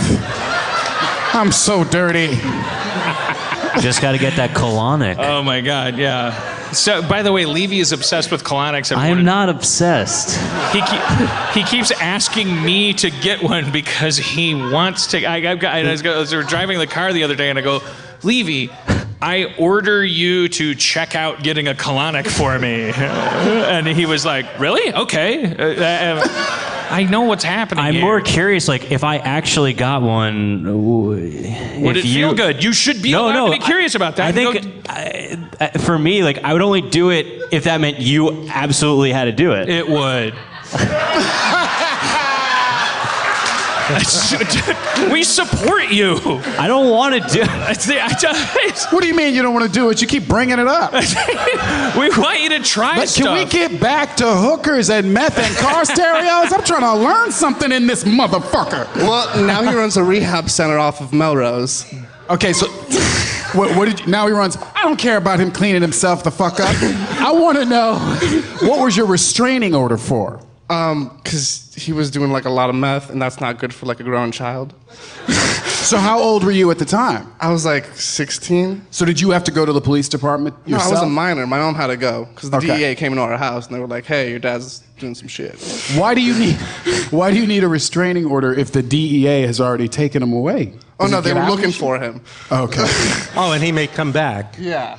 Is that a friend of yours or one of your dad's bodyguards? No, I have no idea who that is. We just got killed by a Sicario. And what ended up happening to him and your relationship with him? That's why I'm back in LA. I kind of came back to work out on a relationship with him. You should have him on the show. I would if there was a story we thought we could track that would be worth clicks. No, but is he? What has changed? Has there been an arc in terms of you or him? Like, I mean, basically, like from when I was a kid, like 16, like it's all started happening, and then like slowly but surely, I found out like what he was doing. He was in jail. He was a kingpin, all that stuff. Kingpin. Yeah. Jewish king. Yes. That was made for me in jail. Oh. Yeah. Oh, wow. Yeah. So he did you just made touch things it? for you in jail. Yeah. Wow. Yeah. But you're saying what's changed is the experience has humanized you. That you at 16, it was so volcanic. Yeah, it was your instincts- traumatizing at that age. You got out of there because you're a survivor. Yeah. And as an adult, can I ask how old you are? I'm 25 now. Yeah. Okay, so I can ask how old you are, Yeah. you young prick. Of course, And he's I can. got weed in his pocket. I know. But as a functioning adult, this is very admirable. 25, I'd still be paying my rent off my anger at my dad. I mean, it's he's paying adult child support basically. You're looking back and you're going like, but who's the guy? Is he in jail now? No, now he's running a rehab center off of Melrose, helping like other Jewish and adult people like get off the street. There's so many Jewish kingpins. I like the placement of the "and" there, though. Other Jewish and adult people off the street. So if you're Jewish, you could be a third trimester fetus. And addicted to crack. Right. So that sounds like, I didn't want to force that narrative where it's like, so he's clean now, so it's time to repair. But it sounds like he is clean. Yeah, because he's running a clean. rehab Yeah, center. he runs a rehab center. So it's now. time to revisit it. And all right, yeah, well, no, let's have him on. Let's Yeah, you want it? tell him your podcast wants to talk about fathers and sons and For sure, and yeah. all that shit if he wants to come on, for sure. For sure. What about my stained glass company? Well, it's not very interesting.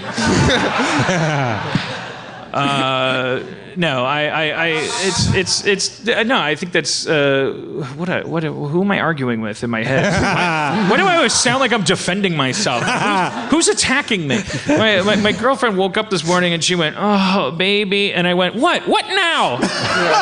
And she went, "I have a headache," and I went, "Oh my God, I'm so sorry." I was so fucking ready for women to attack me in the morning. Like, what am I, a fucking like weird cyborg? Like, that was. So I have so much neurological work to do. Do you believe in neuroplasticity, Fred?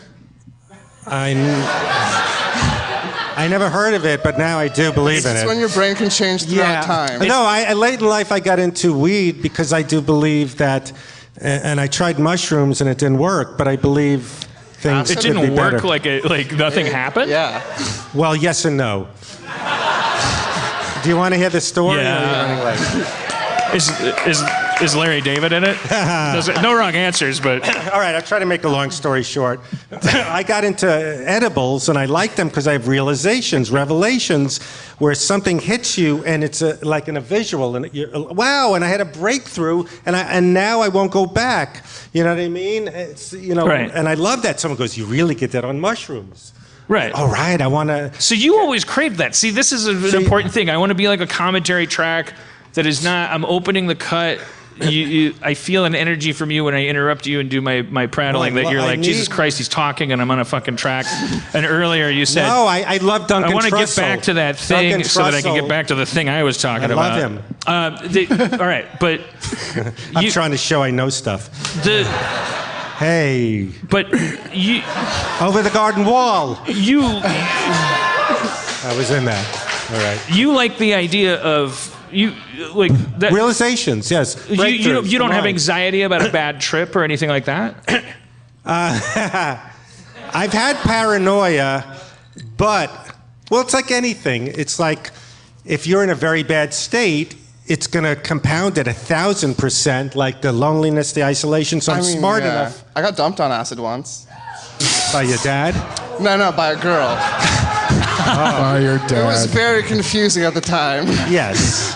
This is something that no one would ever assume about you, though. I guarantee you that, because the average person would think I'm so neurotic about it. The average person doesn't do ayahuasca or mushrooms because of the Fred Stoller voice inside of them. So to find out that Fred Stoller, who has that voice, is like, yeah, no, I'll do it. I just don't know how to get it. What happened?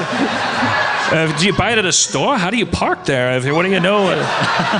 Well, how do you keep people from judging you when you're trying to buy ayahuasca? Again, being the old guy in the 80s, the few times I did weed, the Fred Stoller neurotic guy, my throat hurts for 3 weeks, my sore throat, I'm dizzy, and I don't like alcohol because of the Fred Stoller neurotic guy. I wake up dry mouth 3 hours later, I'm doing an impression of myself, I'm nauseous, I don't like it. So I thought weed was like Cheech and Chong, hey man, did you move the car? No, I forgot. I go, I don't want that.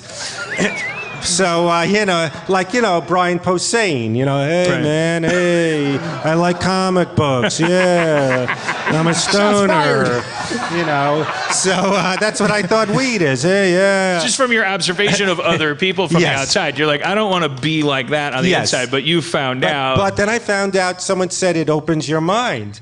So it's got more sophisticated. I think in the 80s when I tried it once or twice, it was just anything. And smoking, like I said, sore throat, paranoia.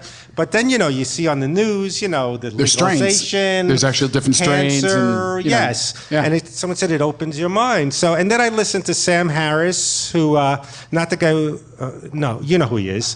And he's saying, I read the book on tape, one of his, that he's got daughters. He goes, I wouldn't like if they did, I'd be concerned if they did meth or crack, but I would want them to try. It opens your mind. And I started thinking about it.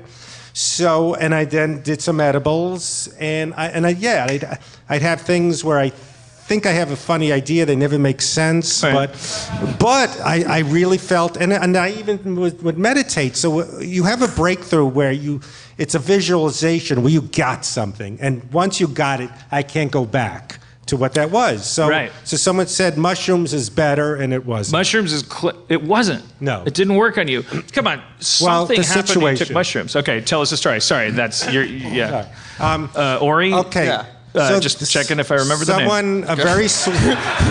Just buckle up. The lights are warmer up here. Yeah, all good. A very sweet woman who I don't want to put down. She reached out. She has a boyfriend, but she's seen me on things. Hey, you're an interesting character, and I like you. Not like me that way, but she said, and she saw me on some podcast talking about weed.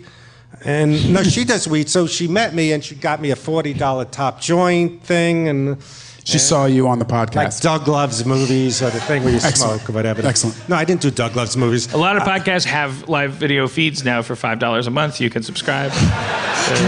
Is there one that you might know of offhand? Yeah, no, the one where you smoke weed. I Yes. did that one with Doug Benson. And again, that's another guy. You don't think of him as breakthroughs, like, So, but she goes, talking about that. I go, I'd like to do mushrooms, but how do you do it? She goes, I'll get you some. We'll do it. And can I interrupt here? Yes. She's local. She's in your life physically, or are you connected with her online?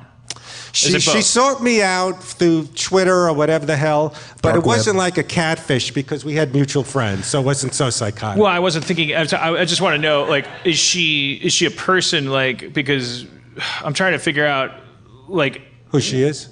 No, God, no. No, I'm trying to figure out how much of this was like your anxiety was mitigated by, like, this was a person that you were interested in that was drawing you in, that was saying like she trust you.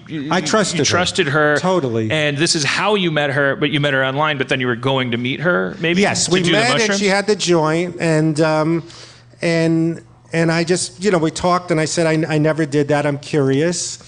And I had a birthday a few months ago where I'm tired of every birthday you sit around with 8 friends, yeah, my friends, and the check comes. I want to do something adventuresome. So, check comes. So I said, I want to do mushrooms. And so then there's a That's your description of a birthday? I mean, by no means do I claim that birthdays are fun, but your description of a birthday it gets more ridiculous. would make Vonnegut kill himself. Yes. You sit around a table. Well, it's always the same 7 to 8 people. friends. You go, yay, I'm older. The check comes. And everyone's dipping it up. You sound like the way a rock would describe DNA. Yeah, you shape yourself different, then you reproduce. It's always the same restaurant, and it's the same 8 people. They're all very nice, and I'm always alone. And and no significant other. So basically. So I said I want to do something crazy, and so there's another female comedian who once in a while, she heard about the edibles. She goes, let's do edibles. She texts me, and I go, well, I want to try mushrooms. Yeah, let's do that. And so I wanted to bring her there. So it's 3 of us. Just, I don't want to be uncomfortable and, be sexual. I don't know. I thought it's like ecstasy. You're kissing and, Which ecstasy isn't, just so you know. Okay. Like, I just did it with, I haven't done it with, it's Yeah, that was one of the... Well, ecstasy is like synthetic mushrooms. All right, it's like mushrooms with a salary cap. Is this being homophobic if I say I was afraid to do mushrooms with a friend because I thought, you start making out with a guy, everyone says. Right. You make out with whoever you're with. Well, no, but not you that weren't guy. okay, well, so, and I don't want to... That's poppers. I don't want to scare... But you say, so there was...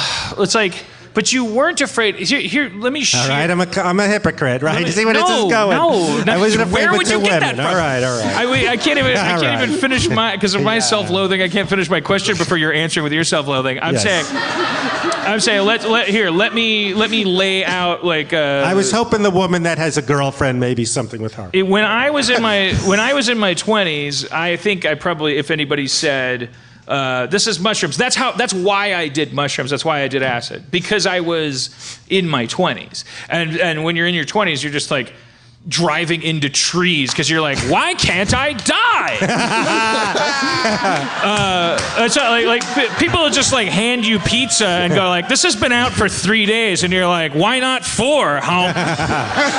Because you can't wait to feel pain, and you will someday. You will. I got food poisoning at one point in my 30s. I got like everything. I had bad trips in my 30s and stuff. But when I was in my 20s, which is when that's when I feel like my roster of drugs that I was willing to do was completed, because it's like the map of the world. Here there be dragons and stuff. So it's like, okay, I'll never try heroin because I made it to 30 without doing heroin. Thank God. So now I'll never do it. So this is what but the fear, the Fred Stoller voice inside of me that would not want to do mushrooms wouldn't want to not do mushrooms because I'd be afraid of anything that would happen because of a successful mushroom trip. Right. It would be afraid of an unsuccessful mushroom trip. People reassured me. Okay, so this is what happened. The woman said, I'll be a mushroom coach. Okay. I'm here I was a trip advisor. That's fun. She goes, if you're freaking out, I'll take you aside. So you've been told this drug represents such a threshold that the worst case scenario is women taking care of you. Yes. I'm starting to come around now. This is what I was seeking, was like, I'm not judging you. No, please judge. I'm like, you're still bolder than me because you're outside of the fact that the story starts with you saying, I want to try mushrooms. Like, I just wouldn't have done it. Like, I would have looked for...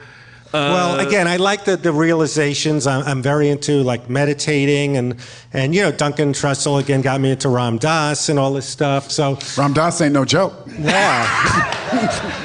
It's a runner. You willed a runner. He ain't no, I know who he is. He ain't no joke, bro. Like the way you know, ain't to be fucked with. As much as you know about my book. You can go back 2 episodes and he seeds Ram Dass ain't no joke as a runner for no seeming reason. You're a time traveler, aren't you? You set yourself up for a callback. You're Marty McFly. the reason I do. Sometimes ain't no joke made no sense back then, and now it's a callback. Everyone go back. Everyone stop listening to this episode. Go back 2 episodes. He said Ram Dass ain't no joke in this weird voice. All right. I bought it though. I'm getting drunk. Sorry. No. The reason I'm doing it later in life is I don't have any guilt.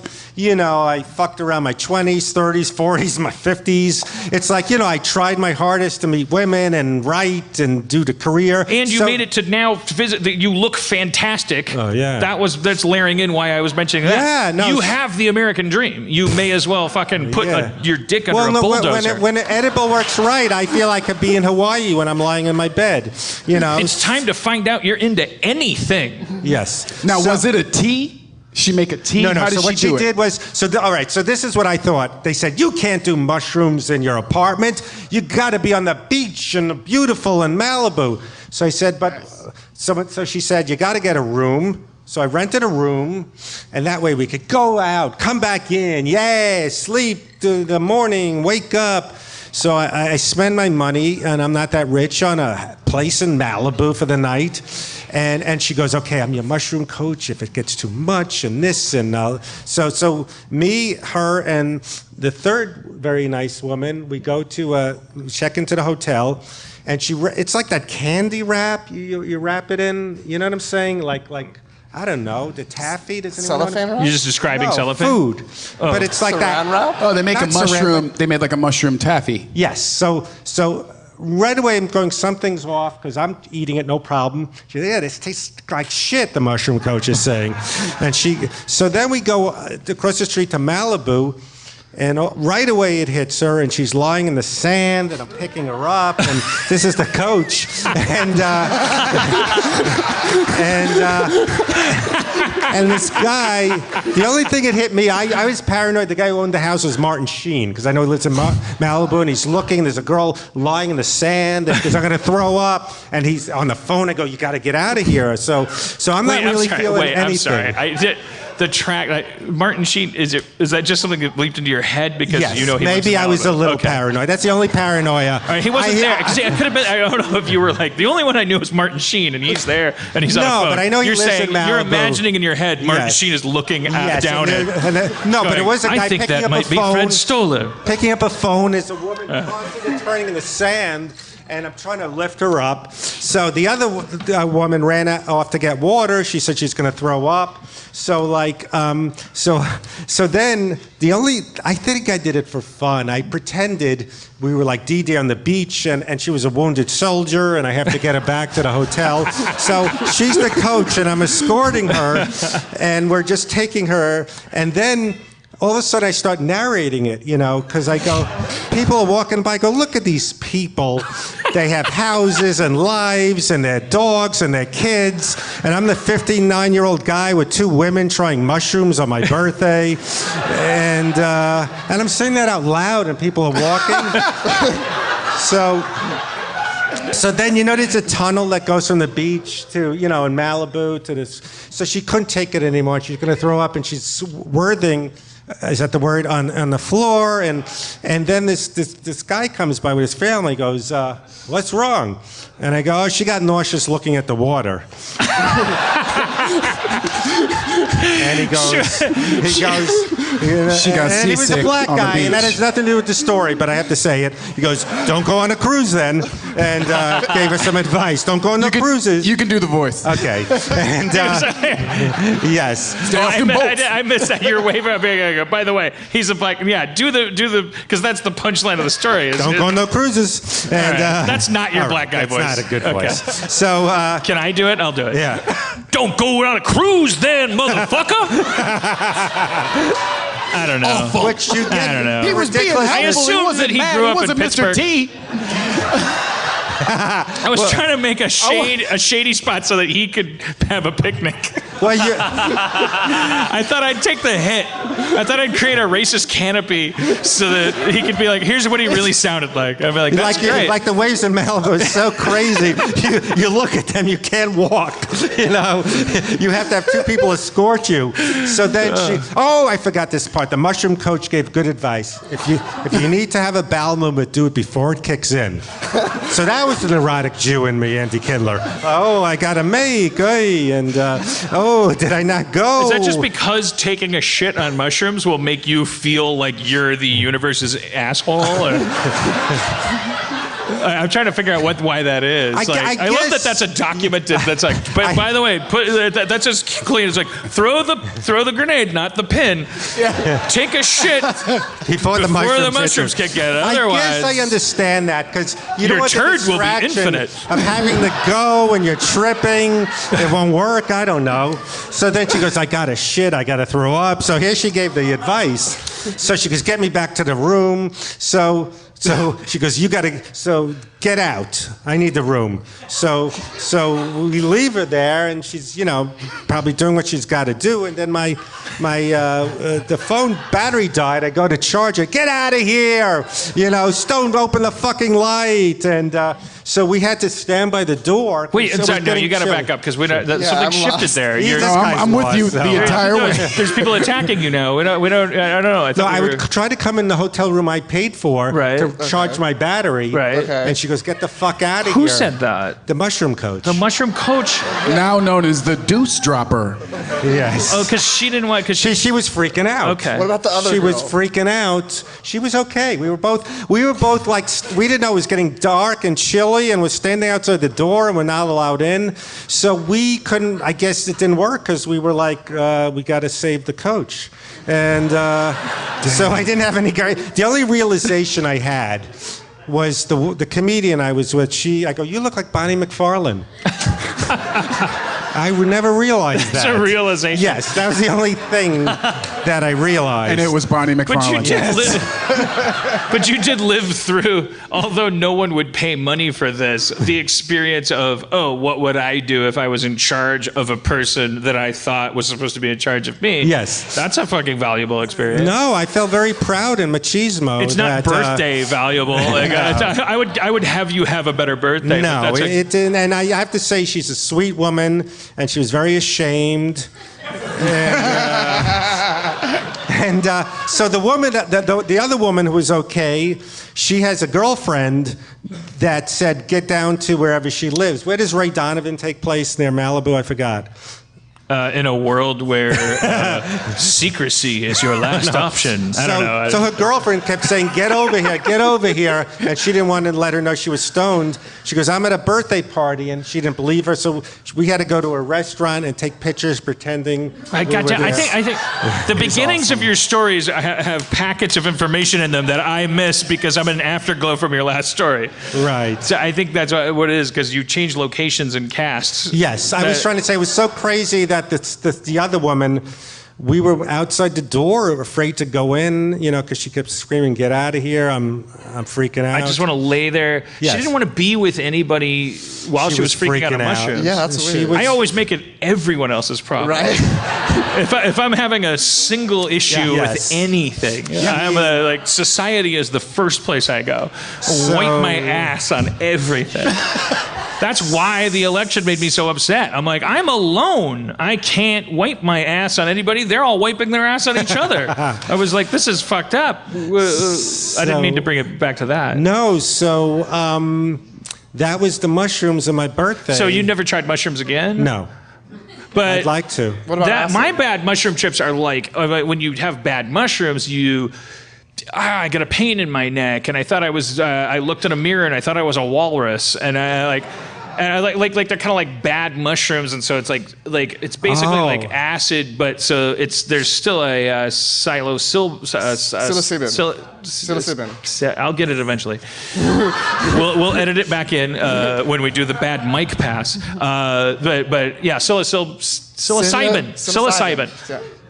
Is that in acid or is that just in mushrooms? No, acid's lysergic. Yeah. Something Yeah. with the acid. Okay. Lysergic acid. So mushrooms, they've researched. I guess I want to urge you, because you're fucking bold and badass, and a guy that says it's my 59th birthday, let's do mushrooms. Please do them again. I think you'll enjoy them very much. What about acid? Do acid. If people are microdosing now. Microdose. Have you heard of Microdose. microdosing? Yeah, it's so good that his father's rehab center is doing. Do acid. Don't do meth. Do acid. Yeah, he's really become his father in his bad years.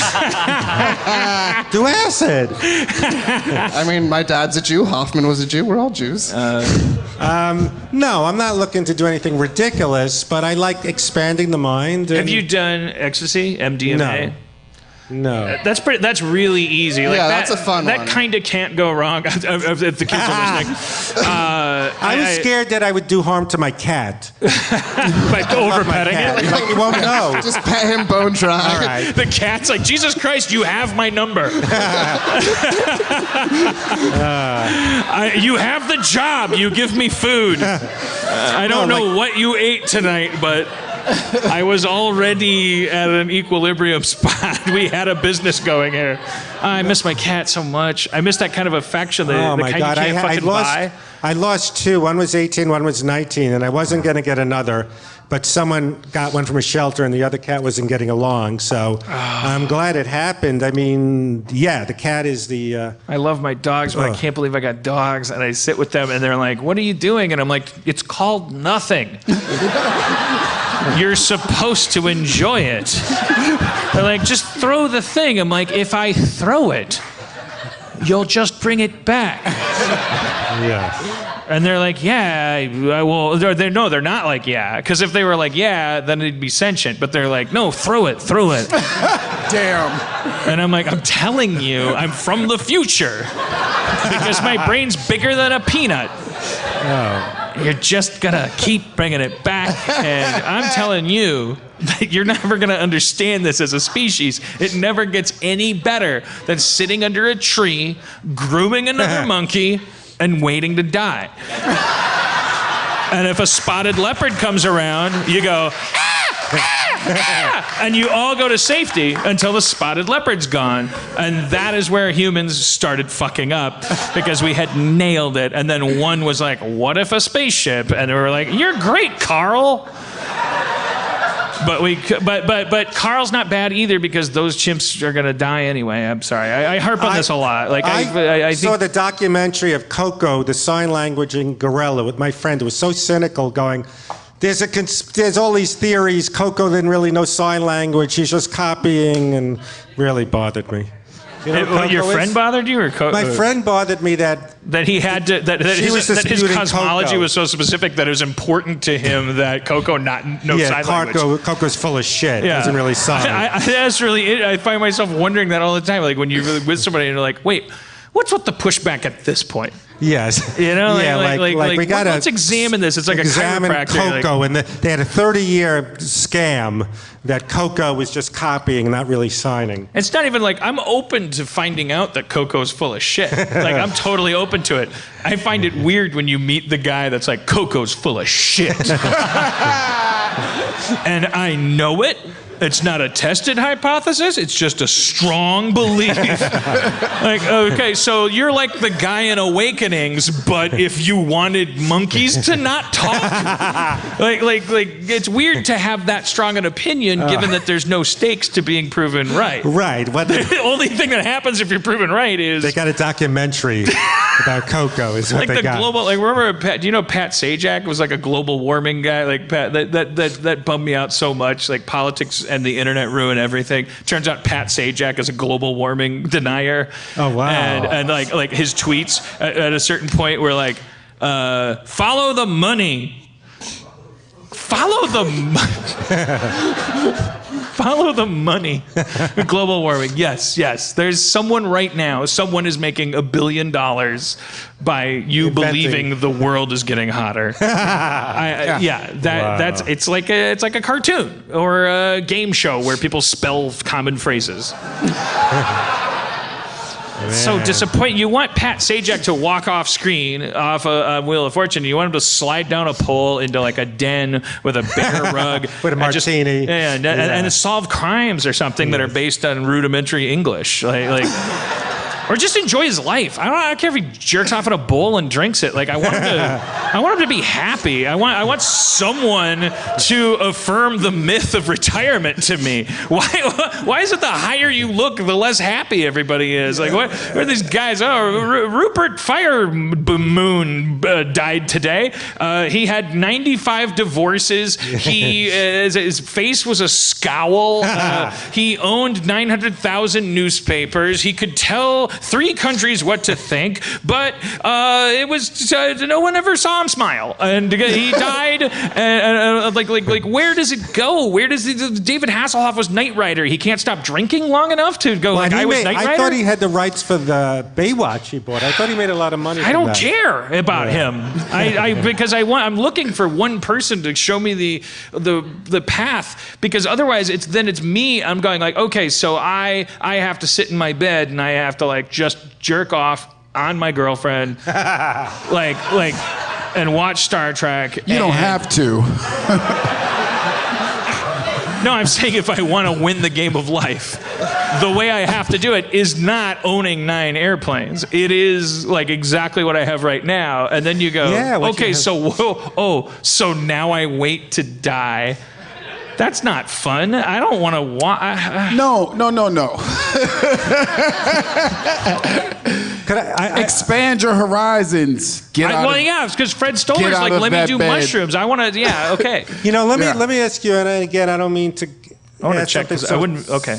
I know you're No, we fucking nailed it. I think we just had our first perfect show. I was just looking for the first time at the clock. And you were here. You were here. I'm not depressed these days because I like being creative. I'm not being an asshole plugging my stupid Kindle singles and books. Oh, yeah. Let's plug your book for sure. It's called 5 Minutes to Kill. It's about the 1989 Young Comedian special. You guys, I don't know if you remember, HBO used to have these big young comedian specials where a lot of people were launched. And I wrote about the one I was on because I found it interesting, the trajectory and the diversity of the careers and lives. 2 of them made it big, Rob Schneider and David Spade. They were discovered from the Young Comedian special. 2 of them had tragedies, Warren Thomas and Drake Sather. Oh, Warren Thomas was the best. Yeah. And one woman, she's beautiful, she's struggling. So I kind of interviewed widows and people, and it's like those 30 by 30s. Like this is a college team they were all supposed to be pros. 2 made it, 2 didn't. So is this you checking in with? It starts in 1989 with 6 young, hopeful people, and I wasn't so young even in 1989 as a comedian, but. This is our big break, the Young Comedian special, and then what happens right away? Schneid and you can call him Schneid here. Schneid. They combine Schneid and Spader. Of course, Schneid gets his break. They get their breaks, and Warren Thomas had an opportunity to be on Saturday Night Live as the black guy. I'm looking at you, and it's so sticky. Was Warren Thomas did he have a Mike Tyson impression? Yes. I'm going to put my dick in the butter. Put my dick in the butter. Yeah. So he was this guy that there's a thing on Saturday Night Live. But I think you're talking about the exact special that I remember. I'm like 50, or I don't know. Okay, 19 in Milwaukee. I don't know. It's like and then is it HBO? Yeah. And was it the HBO comic specials? Yes. And it was yeah. Okay. Me, Rob Schneider, David Spade, Drake Sather, and Jan Karam. Jan Karam was a precursor to all the beautiful Whitney Cummings and Sarah and women who were hot. And she was really beautiful, but she didn't own her hotness hey, I'm making guys come. I'm not saying they do those jokes, but sort of like Keitlinger. Yeah, that kind of type of stuff. So she was really ahead of her time in that way with comedy. So I follow from after our quote unquote break Warren Thomas. When there's a ritual I didn't know about that when you meet Lorne Michaels, he makes you wait 4 hours. It's just an initiation, and he said fuck this, and he left. And it ended up going to Chris Rock, that spot. So it just takes us to 2017, following the triumph and the tragedy of the 6 people on it, including myself. That's great. I don't have to pronounce it. That sounds great. Maybe you do. I forgot. And my Seinfeld year was so what I'm trying to say is I'm happiest being creative and just writing things in my own voice. So the theory I have is, and maybe antidepressants help, but no, I'm happiest when I'm being creative, not trying to fit into puzzles. Is that depression serves a purpose because then you're not afraid to die, and we're all going to die. So I wonder if depression. So exciting to hear you talk. That's why you need to be pitching television shows. But none of you. None of that's going to. But when I'm depressed, I'm more in tune, because when I'm really depressed, I go, why am I wasting time with Twitter and Instagram? I'm more in tune and in touch, and in reality. So maybe depression is the real thing we're supposed to be. I wonder, because now I don't want to die. And I'd be afraid to. No, I don't want to, which is good, right? This is the but thing. Maybe, but I'm very depressed. I'm not afraid of it. I welcome it. So maybe depression makes more sense. Does this make sense? Well, depression is practical. Yes. It is certainly, it is more practical than avoiding it, than thinking that it's wrong. And everything's great. You might be, let's say there's two types of something for once in our lives. I know we hate saying there's two types of things. But let's say there's two types of depression. And let's say that the two types of depression are unfucking controllable biochemical depression, where, as we all know, if you're in a bad mood and you get a flat tire, your flat tire is the end of your world. If you're in a good mood and you get a flat tire, it's kind of funny you got a flat tire. Right. If you're in a good mood and you win $500 in a scratch off, it's fucking fantastic. If you're in a bad mood and you win $500 in a scratch off, it's like evidence that capitalism has its hooks in you. And so on and so forth. Like mood matters more than fact, especially when you relate it to fact. So I forgot why I was talking about this, why I got all excited about it. But is it more practical because if you... to not be afraid of death, if you'd be depressed. Whether or not whichever of those things are true, whether you are biochemically uncontrollably depressed or whether it's actually, there's the other situational thing, which is kind of yeah, you know what? There's been 5 bad things that have happened, and it's kind of hard to be in a good mood today. And I was being glib when I said there was two kinds, because it's a combination of things. It doesn't matter. Your bad mood still means the exact same thing, and committing to your bad mood is still practical. The problem is when people connect factuality to their mood. Right. When you say, regardless of the cause of your bad mood, when you say that because of your bad mood, you need to do something, and we all know what the stuff you want to do when you're in a bad mood is, but this is something that we overlook a lot. When you think that because that you're in a bad mood because of the shit that happened to you recently, because of everything that your life has been, those are big mistakes. You're connecting shit that may be correlative, but it's not cause-effect. And that's why. But if you can just go, I am in a bad mood. Here's how I feel when I'm in a bad mood. I feel like this, and you write it down, or just feel it so much that you create any kind of snapshot with it. I'm telling you, that snapshot is as valuable to humanity as a photograph from an oceanographer of the Marianas Trench. Because you might be experiencing depths that are no deeper than the person that never went deeper, but you're experiencing depths from an angle that has never been seen. And we need, before we all die, when we will probably die by our own hand, so no matter how depressed you get, why bother killing yourself when you know humanity will do that for you? Leave it to them. It's the one area of human society that you can leave to the customer service department. They'll get around to it. You don't have to do it, but I'm not saying logic is a reason to not hurt yourself. I'm just saying when you're at that point when it feels like you have no course of action other than something, I'm telling you, fucking wait it out. Because you are a sensor that has been shot from God, to look at that spot. It's the spot that only you can see. It may seem unremarkable. No life grows there. It's jagged and unfriendly, and all it says to you is, fuck you, you shouldn't be here.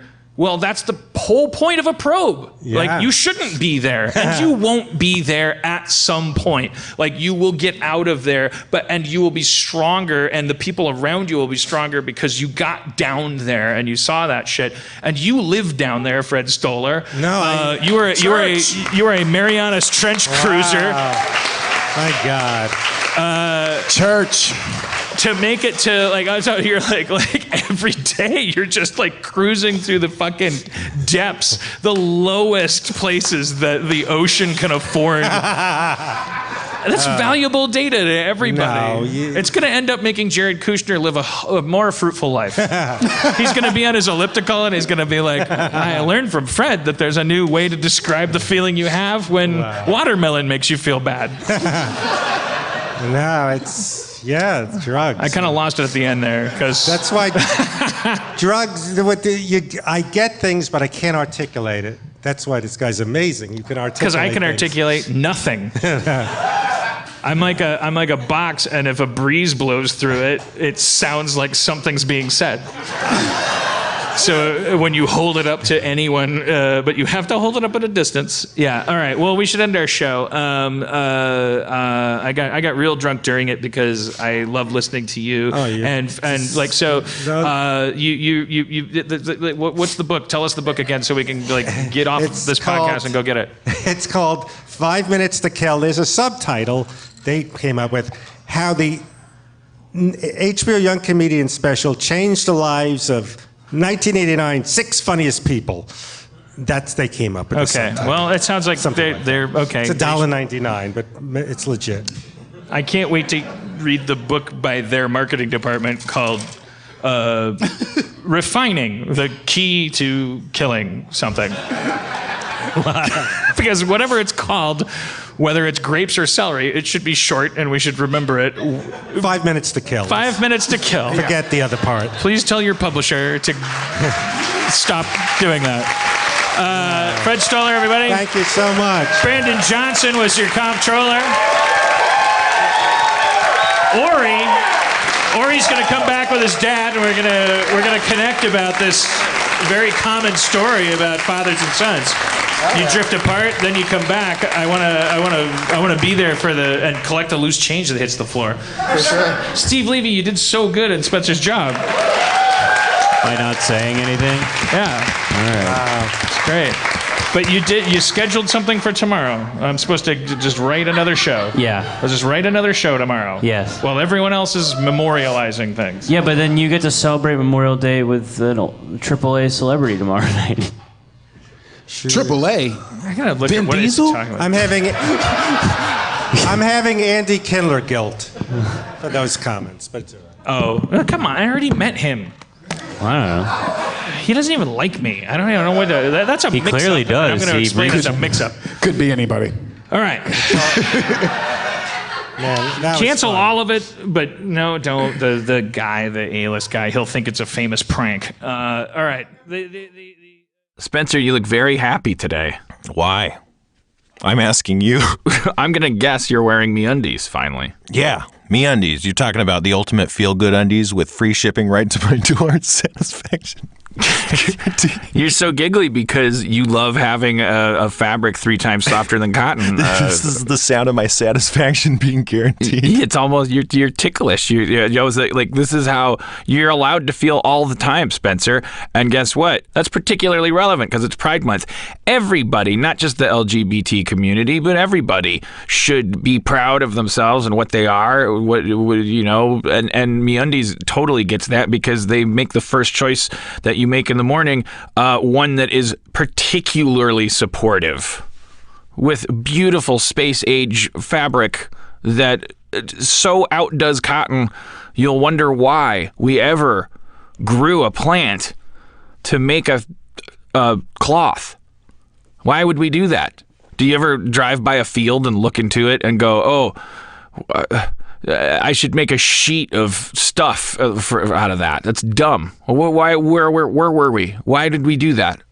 When you can just take micromodal, and weave it into the most supportive, stretchy, silky undies in the world.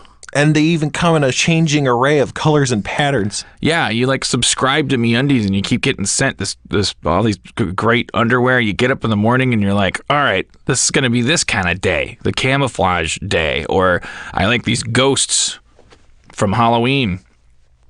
And if you have a partner, you can like coordinate with them, you know? And that's whether your partner is of the opposite or same sex. Speaking of which, MeUndies will donate $1 to what, Spencer? The Los Angeles LGBT Center for every pair of Celebrate undies you buy during Pride Month. I mean, that's pretty badass. You put on, you get great underwear that you needed anyway, and you're donating $1. But let's be serious, it's not your dollar; it's theirs. So you get to be not homophobic for no cost at all. Every morning when you put on those underwear, you get to celebrate Pride. And you can tell, and then if you have a gay coworker and they're talking about their worldview, you can be silently saying, yeah, I get it, because I donated $1 by wearing what I'm wearing under my pants right now. And that's kind of cool, because who wants to listen to your gay coworker go on and on about their worldview? What's the satisfaction in that for you? What's your stake? Now you can have $1 stake in their worldview. I think. I don't know if that's what you're buying. That tracks. Yeah. Well, I think if that offends you, think of it as an example of how your butt and groin won't feel when you swath them in micromodal, which is 3 times softer than cotton. Yeah, soothe that offense with the swaddling sensation of micromodal. MeUndies, you won't believe you're feeling. MeUndies, their comfort will have you reeling. When you're going downtown or to the store, you better wear their underwear. MeUndies. MeUndies. It's good for lower bodies and upper bodies. Go to MeUndies.com/Harmontown. Rap. Give me a rap beat. I'm gonna rap. But then Fred, when I point at you, you have to you have to just say what you're just be my Fred Stoller inner voice. Be my Fred Stoller inner voice. Do we have a track? We have anything queued up? I can make one on GarageBand. You're not ready yet, Liberace. Oh shit. Yeah. Little volume, please. Yeah. Heard him, Dan. Yeah. Oh Lord. Oh God above. I pray for the strength. Yeah. Fuck. I pray for chord length. Yo. I pray for your strength. I pray in church. I pray for more chord length. I want the insulation and the 60 cycle hum. I want your mama and your daddy to say, drum, drum, drum, from the savage to the collaborative.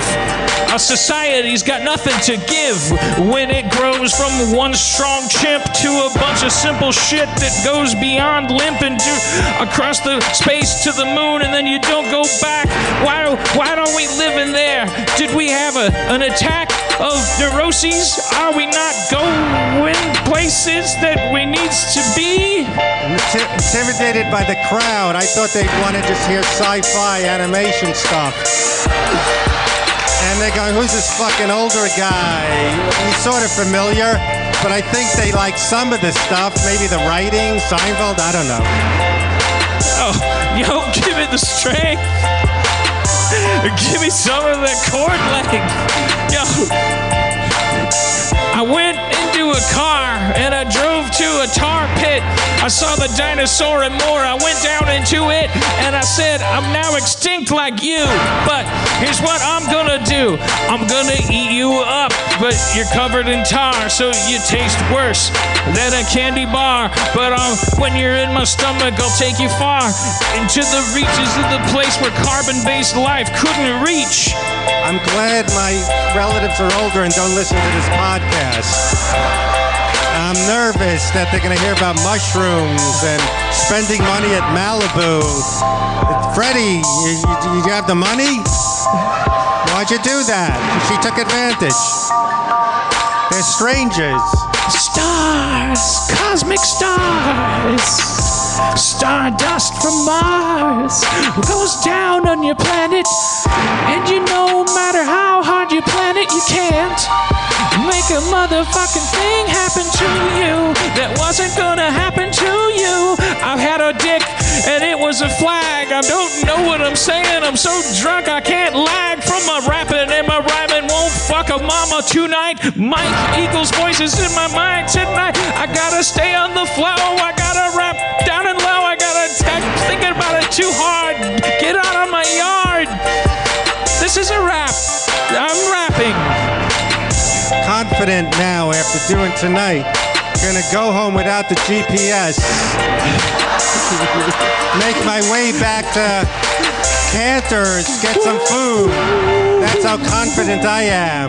I'll find Cahuenga somehow without the GPS.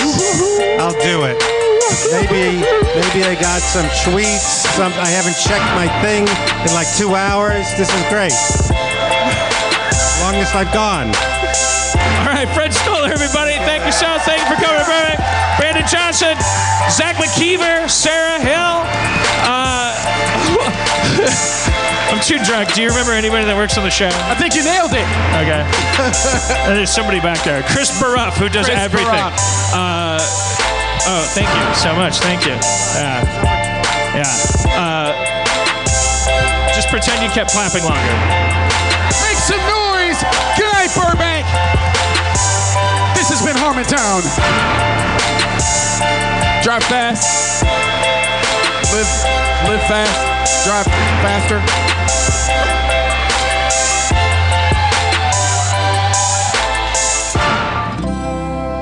Feral Audio.